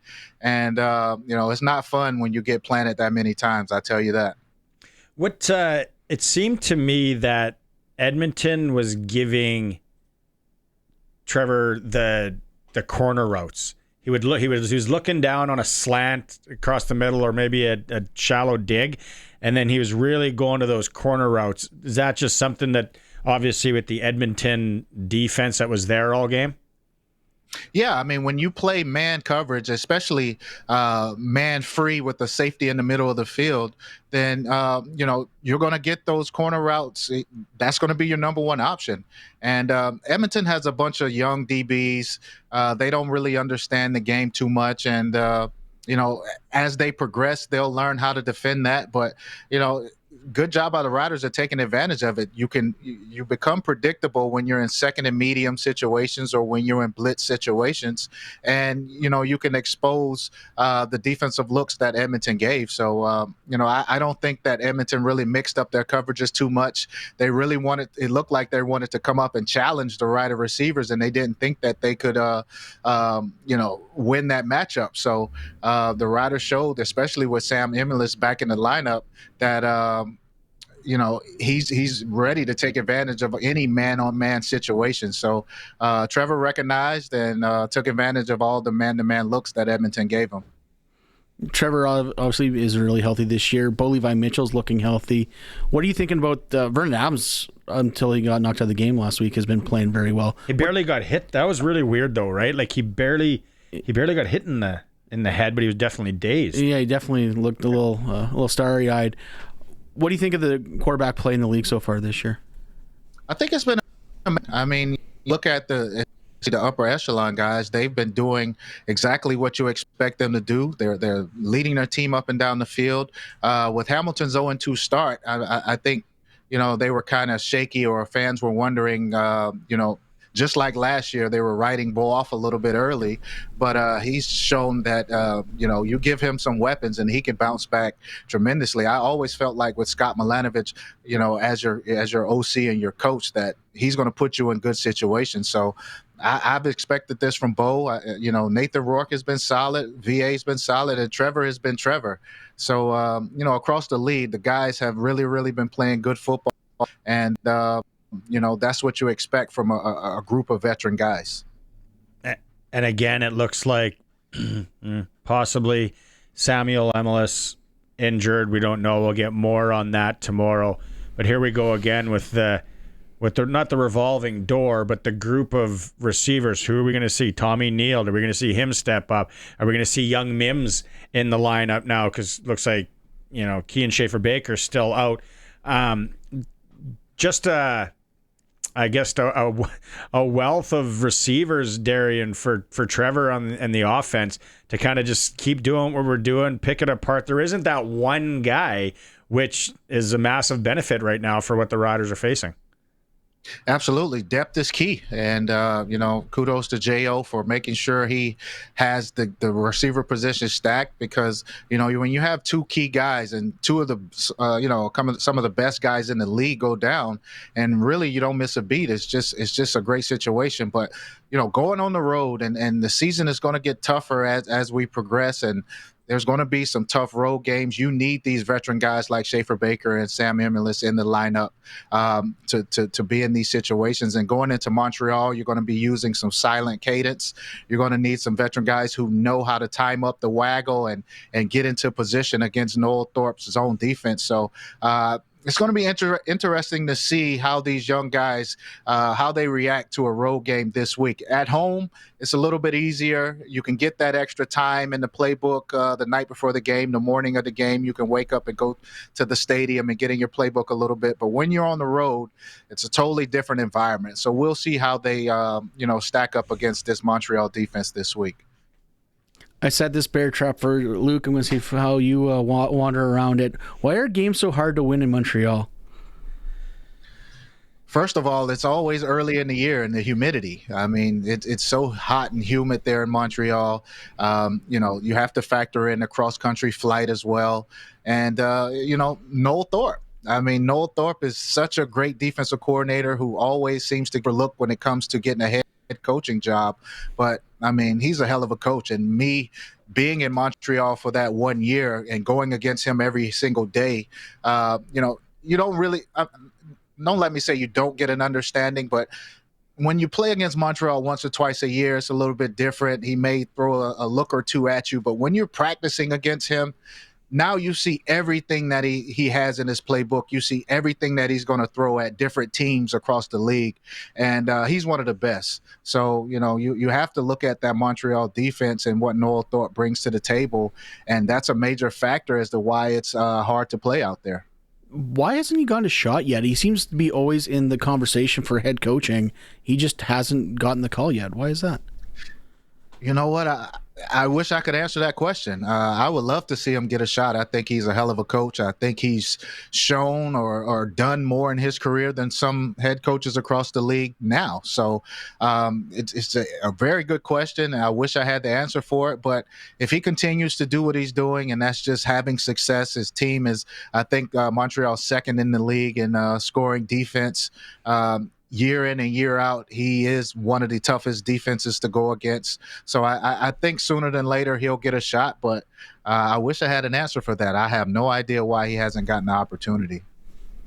I would have thought it would have been the crowd noise and the horns, and then Luke said the Crescent Street flu. No, he said St. Catherine. He said St. Catherine. Yeah. I mean, you can also put that into a factor. I mean, when you stay downtown Montreal and you get a free night, and it's unlike the nightlife is unlike any other CFL city, so that may play a factor into it as well. I wouldn't know too much because I was in the room, but that's right. I could definitely see that being a factor as well. Dale in Melfort wants to know what Darian is seeing with Zach Collaros in Winnipeg. Man, Zach just can't seem to stay healthy. I don't know. Even in Toronto, I think he took a vicious hit from Odell Willis back in the day. And, sometimes when you get concussed and it's a serious concussion, it seems like the slightest hit just brings back those symptoms, right? So I just think that it may be a head injury from the past that just keeps getting aggravated. It keeps coming back because, when he leaves the game, he takes a shot, but it never looks to be a headshot. It never looks like it's, all that serious anyway. So I'm just thinking that, it just may be a situation where he's just has these lingering effects from previous injuries. And, look, these hits add up, and Zach's no spring chicken, man. He's been in the league a long time. He's taken some brutal hits in the past, and these things add up. So I think it's just a combination of everything. The past, he tries to rush back. I think he knows that he's the best shot for his team to win, and with the situation they're in, he can't take a lot of time off, man. I like Strevler, but I just don't think that he brings the same experience and the same intangibles to the table that Zach does. And this Winnipeg team knows that in order for them to win, they need Zach in the lineup. And sometimes I think they rush him back. Okay, what do you think? This is for me. What do you think about what Bo's doing in Hamilton, playing some of his best ball of his career? Man, I don't know why Winnipeg would even.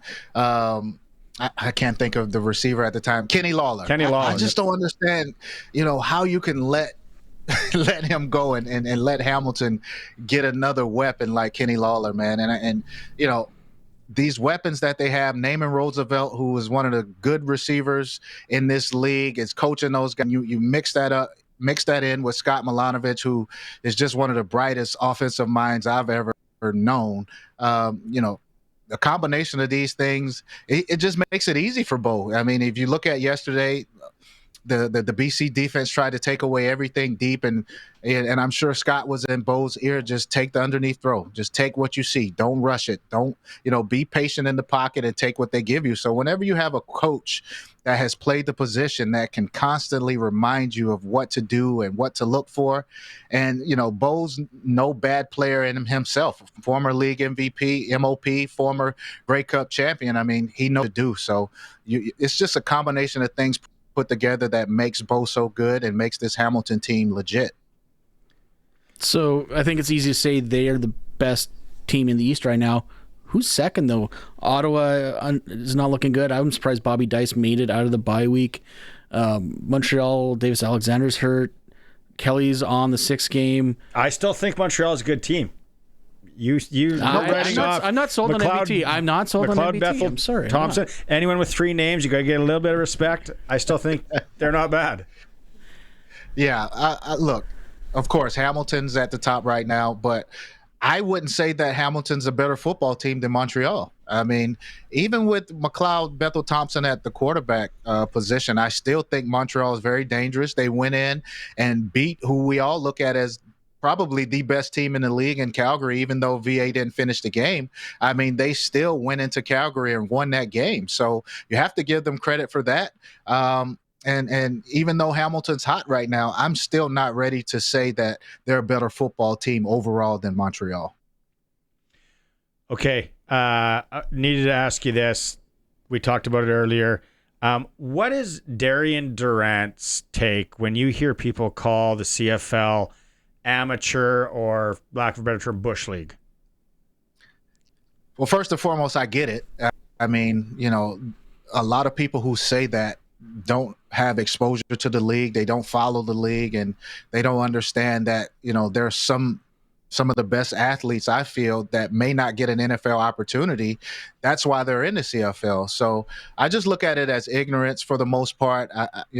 There are tons of guys who I feel like, if given an opportunity, could play in the NFL. I mean, the NFL is a numbers game, right? If the rosters aren't that big, so there's not a lot of developmental spots. And I think that, the CFL gets a ton of guys who can play in that league. So I don't understand it. I think it's, like I said, I think it's ignorance on their part. I think it's just people throwing words out there. But there's no way in hell that the CFL is a bush league. It's some of the best athletes you'll be around. You see Kenny Lawler, who I think could play on any NFL team, one of the best 50-50 ball guys I've ever seen. And you look at that interception and last week this past week in BC, that's one of the best plays you'll see in football, period. So that's what I was going to next. Yeah. I wanted to get your take on Robert Carter Jr. here. Yeah, that's just amazing. I mean, the athleticism, the ability to track the ball, and then the hands to bring that in with one hand is just amazing. So if you don't think that these plays or these players can play in the NFL, then people are crazy. I just don't understand it. As a quarterback, when you see a guy make that play and picks you off, do you get mad or you go, okay, next one? Tip your hat. Yeah. Absolutely. You just grab your brim and tip your hat to a guy who makes a play like that. Look, guys play DB for a reason, right? They don't have the best of hands. I'm sure they grew up, playing either receiver or DB, but then as they got older, they had to settle in at DB because they weren't consistent with their catching. But I mean, for a DB to go out and make a pick like that, you just have to tip your hat to him, and that's a hell of a play. I don't know what year it is. Colson, figure it out. What year was the Odell Beckham catch that kind of started this? Because you watch a lot of amateur football. I don't know if you coach, but even coaching up here and over, the last 8-10 years, how kids want to make those one-handed catches. We saw it in the NFL flag tournament, that kid from Florida. Unbelievable. Yeah. But isn't it how it kind of changed from that, where now they're practicing grabbing that ball, Darian, with one hand. If I would put you in a time machine and take you back 20 years and you did that in practice, people would think that you're some sort of Martian. Yeah, absolutely. They drilled these one-hand plays, whether it's a high ball, low ball, outside of your range, you name it. Coaches teach this stuff these days, and it's just because you just never know what body position you'll be in on a particular play. You never, and then back in the day, I don't want to say back in the day, but we were a little more old school. We didn't practice these things. It was kind of like a natural reaction. But I think the more and more you practice these type of plays, you're seeing it just on every level now. It's become a part of the game. So you have to practice it, because that's a game-changing play, right? That play could have won or lost that game. So, you just never know what situation you'll be in and when you may need to use one hand to grab the ball. And, I think the more and more we see the game evolve, coaches are starting to realize that one play can change the game. One play determines whether you're fired or you get an extension at the end of the year. So you better practice all of these things. Can confirm that Regina Thunder do practice one-handed catches. I've watched them do those drills a few times, and Odell Beckham was in 2014. 2024. See, I was going November 23rd, 2014 against Darian's Dallas Cowboys. Yeah. It's just when I coach my kids and I'd be like, okay, try and do it without the gloves on. Then you're going to impress me. And then I say, well, we weren't allowed to wear gloves back in our day. I lie to them. Even though we had Newmans and Stickum, we still couldn't pull that off. Doubles. That's amazing. Stickum, huh? Hey, why is this ball all sticky? Awesome. Okay, good stuff. Let's see what happens in Montreal. We'll catch up next week. Sounds good. Thanks, guys. Double Talk with Darian Durant, brought to you by Campbell Safety Consulting. If your workplace doesn't have the proper safety program, look them up. They'll help you out. Campbell Safety Consulting. It's the kids nowadays. They're better at every sport. And I know there's a lot of, we don't want to give hockey better, basketball football better. The difference is also it's training, it's equipment, we know stuff now that we didn't know back then. Back when I played hockey, our biggest investment was a shooter tutor. That was next level. Moosin and shelling out for the shooter tutor. Yeah, no. We had to play posts where I was from, and then there was no chain. You have to go find it, and if it was dark out. Colson, what do you got? Well, my dad's always telling me in football, it used to be if you got up from the hit and you felt tingling in your head, that was a good hit. That's not the case anymore. You just rub some dirt on it. Rub some dirt on, walk it off. Yeah. Why do I feel like I got to puke? I know it's a good thing. Yeah. It's a good hit. It's a Sports Cage. We're streaming at sportscage.com, and we're on the home of the Riders, 620 CKRM. We're off today, back on the practice field tomorrow, where we'll find out more on the injury front of Sam Emelis, Lake Corte Moore, and Aubrey Miller Jr. They're in Montreal Saturday. We're playing Pick the Score right now, 9-3-6-62. Western Canadian Baseball League, one game in the East tonight. Medicine Hat hosting Swift Current. The playoff entries have been solidified. Saskatoon's going to finish first. Medicine Hat second. Regina's in third right now, but they could be caught by Moose Jaw. They'll jostle for the 3-4 position there.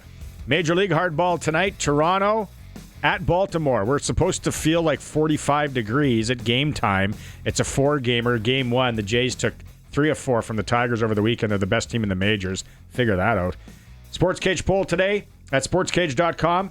How did you greet Cody Fajardo on his return to Mosaic Stadium? Vote at sportscage.com. You got a chance to win rider tickets. Sports Ticker in Hour 3 is for Steelcraft Doors in Regina. Made in Western Canada for Western Canadians. They're now in their new 40,000 square foot location. If you need a garage door, they have it. Steelcraft Doors Regina. Okay, what text message do you want to go through first on the Prairie Land Rentals text line, Colson? You know what, Ron sent in a good one here. And this is... Ron also sent in last week a Hulk Hogan workout set. Nice. That was $1,493. It's still baffling.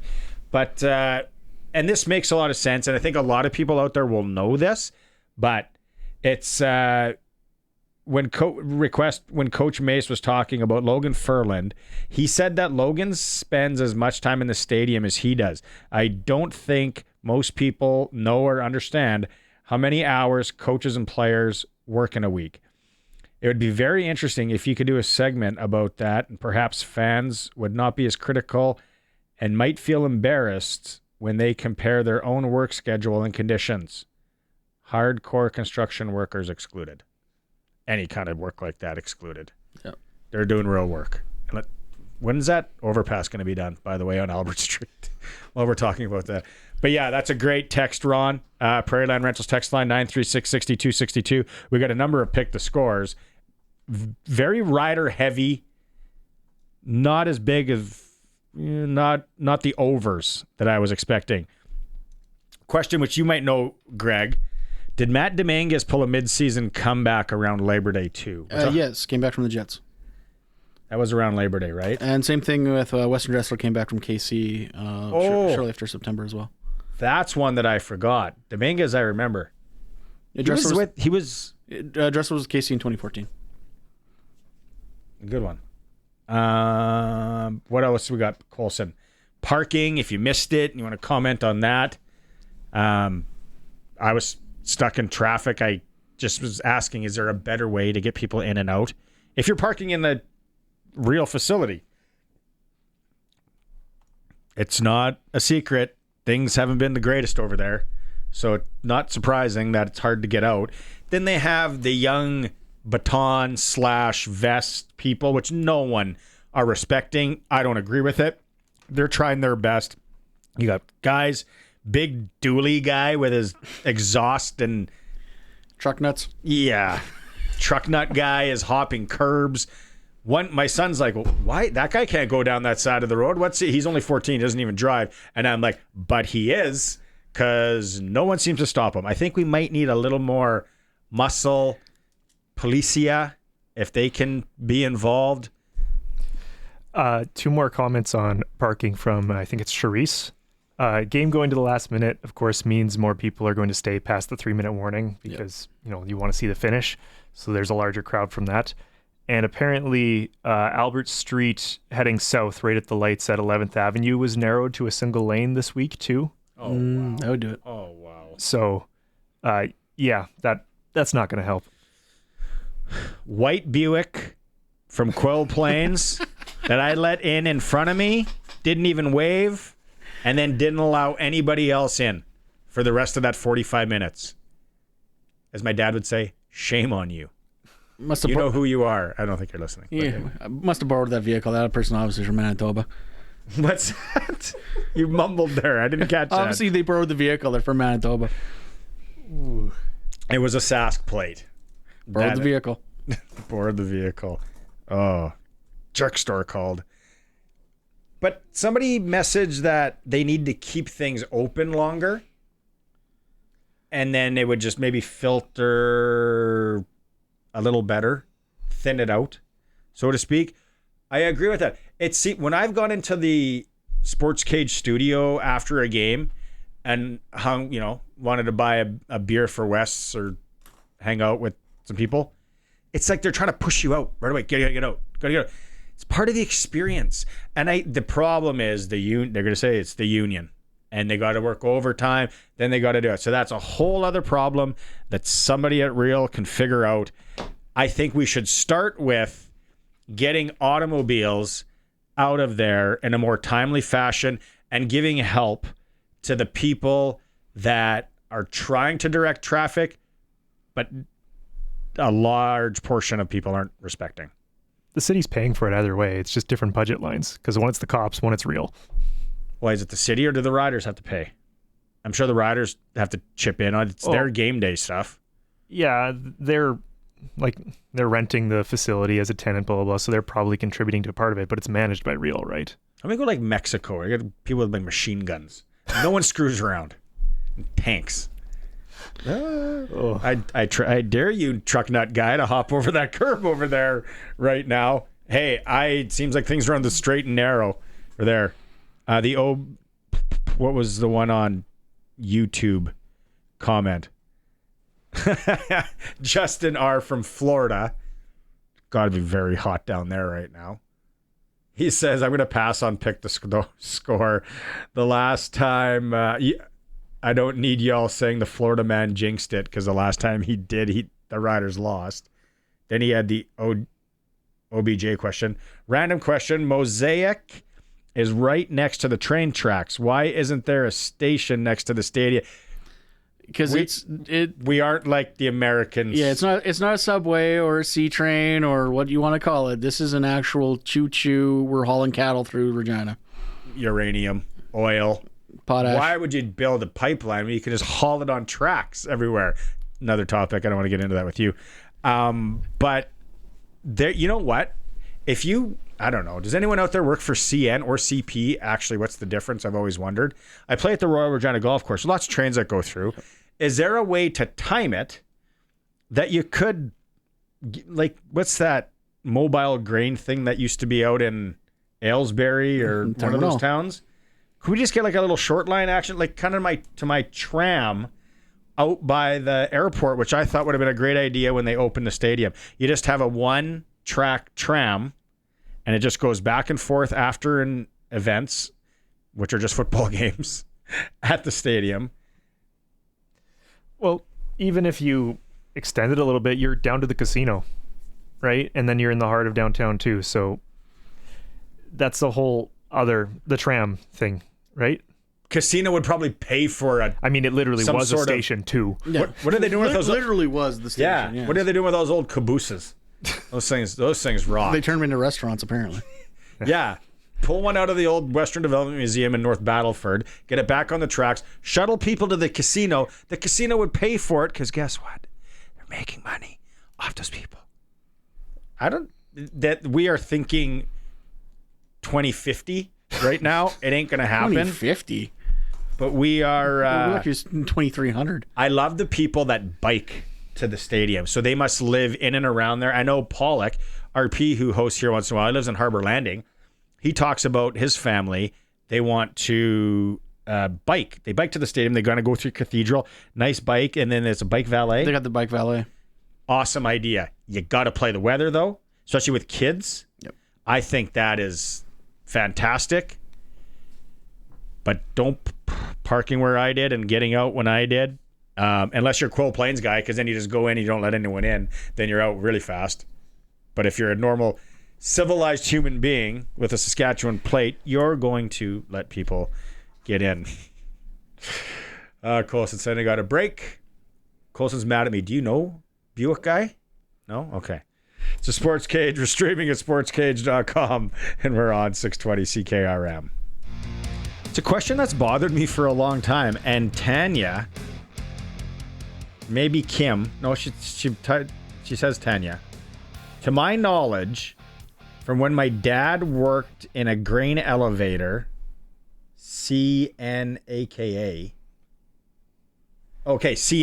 Canadian National, is just within Canada, from coast to coast.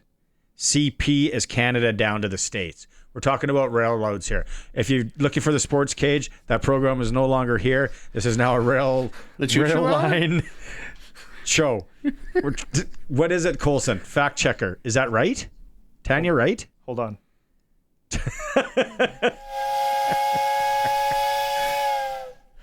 I had to find my Thomas the Train whistle for Boutron Herdon. Anyways, I think she actually got it backwards. CN It used to be the one that was more into the States. They have a more extensive network across Canada. CP recently, CPKC, because they merged with a Kansas City railroad, now goes further down into Mexico and stuff. But the main history of it, Canadian Pacific was the one that the private company founded to build the Intercontinental Cross Canada Railway back in the day. And then CN was the government stepping in and buying a bunch of railroads that were bankrupt 20 years later to save them and to have competition, so it wasn't just one monopoly railroad. But there's still only really two of them. So I need the rainbow and the star to go with the more you know over your head right now. Where does Union Pacific fall in from the States? No, that's we were talking about getting in and out of Real after a Rider game. Somebody from the United States who listens with a really good question, isn't there train tracks right there? Why don't they just get people on the tracks? And it's not like, which actually, when you think about it, if you're watching a game or... Well, here's the problem, though. Use the tracks, people. They always time we train when the game's going, even when the Thunder play. There's always a train that goes flying by the stadium. The Thunder play at that stadium? When the Hilltops are in town. When the Saskatoon people, then we roll out the good stuff. Yeah. The good cutlery comes out. Exactly. The good china. But, yeah, those... So, I think it was he from Florida or Alabama? One of those... Great Florida. question, though. To use those tracks. Those tracks are used by the locals, but not for going up and down and getting out and getting in. It'd be an excellent idea. And then Colson brought up the idea of shuttling people down to the casino. Let's combine it. Just take them to the casino, build your parking lot out by Rambler, and there you go. I think Mrs. S would go to the vehicle at Rambler. I'd be on the express train to Pokertown. Actually, I'm not going to the casino here. I don't know why. Maybe it's traffic and all that. Red Sox report still coming up. We plugged the Red Sox volunteers, anyone involved in the Red Sox this weekend. They played 3 straight doubleheaders. It was on the road Friday. Yep. Then they were here Saturday and yesterday. Hot weather, grinding it. The players are one thing, but good job to all the Red Sox folks. And then they're going to be in the playoffs. We'll have some Red Sox tickets to give away later this week. We are giving away Baseball Canada Men's National Championship tickets. Coming to Regina, August 21st to 24th. 10 teams are taking part from across country. A lot of these guys played pro ball. It's going to be the Regina Trappers lost in the final the last 2 years, maybe last year for sure. Heartbreak Central. Full details at reginatrappers.com. We got 2 weekend passes. So if you like the game of baseball, you want to watch some really good baseball, message in right now, 936-6262. While you're at it, throw up pick the score for SaskTel. Colson's looking for those as well. Chance to win 2 tickets to the next Rider home game on the 16th, an afternoon game. Pick the score. And you also have a chance to win a $200 SaskTel gift card. You ever been to a game in Montreal? No, I've not. We went the one year. We took a bunch of clients there. Awesome idea. It was a bunch of Rider fans rolled in. Actually, how do I say this without getting in trouble? Easterners, a lot of times in Quebec, sometimes they look down upon us. No. But we do that here too as well, yeah. So we're guilty. Can't be pot calling the kettle black. The pregame little tailgate thing, it wasn't big by any means. It was out in a little park or a little field right outside the stadium. Yep. It was surprisingly so much fun. Then you go into that old relic. Yep. Percival Stadium, I don't know what it's called. McGill. Yeah, Percival Molson McGill. Stadium. Yeah, it's McGill, yep. And I was like, what a great venue for football. It's kind of built into that mountain, and there's... I've been in that area. I had a work event, day job stuff, where we actually stayed down by the stadium, walked around a beautiful area. Like, I can only imagine what it would be like on game day. And I had no idea, because again, ignorant, Sasky... I was surprised how big the crowd was of people there cheering on the Alouettes. So it was a great experience. If you ever get a chance to go and you're like, well, we want to visit Montreal anyway, or we want to do that, go when a Rider game's out. I would have loved to gone this year if it wasn't on a long weekend where family commitments and all that take in. Ottawa, I wouldn't mind going to a game in Ottawa. Ottawa is a good football town. Was a good football town. The Montreal, being tied to the so-called CFL family, I know their tailgate and all that's all hard and good. They're solid fans out that way. They really are. Like, yes, the CFL is not as big in the East as it is out West here, but they've got solid fans. Oh, one last text. Are we going to Red Sox report? Or are we going to break? Okay. Thanks for coming in again. No problem. This was informative. If you missed any of it in podcast form, Luke Mullinder joined us off the start. Great chat with Luke. Trophy in here. Coach's show, Edwin Harrison. Thanks to Coach Edwin for coming on. Offensive line coach of the Riders. That was fantastic. And then Darian Durant in hour 3. So much more. We'll wrap it up with the Red Sox report. Tegan, we'll talk to you again tomorrow. Showcasing the boys of summer. Time for another edition of the SportsCage Regina Red Sox Report on 620 CKRM. For Unifor 594, energy workers putting the care in career since 1942, safety is our business. I'm Tegan Whitco. After powering through 3 consecutive doubleheaders over the weekend, the Regina Red Sox are enjoying a well-deserved day off today, coming off a dominant 15-1 victory over the Swift Current 57s at Curry Field last night. With just 7 games remaining in the Western Canadian Baseball League regular season for the Sox, they're entering the home stretch with momentum and a clear focus on playoff positioning. Regina kicks off the week with a road matchup against the Moose Jaw Miller Express on Tuesday, before the two clubs meet again midweek at Curry Field in what could be a first-round playoff preview. The Saskatoon Berries will then make their way to Regina for a 2-game set leading into the August-long weekend. As the playoff picture continues to take shape, the Red Sox currently hold 3rd place in the WCBL East Division with a 25-24 record in the final week of regular season action. And that's your Red Sox report for Unifor 594.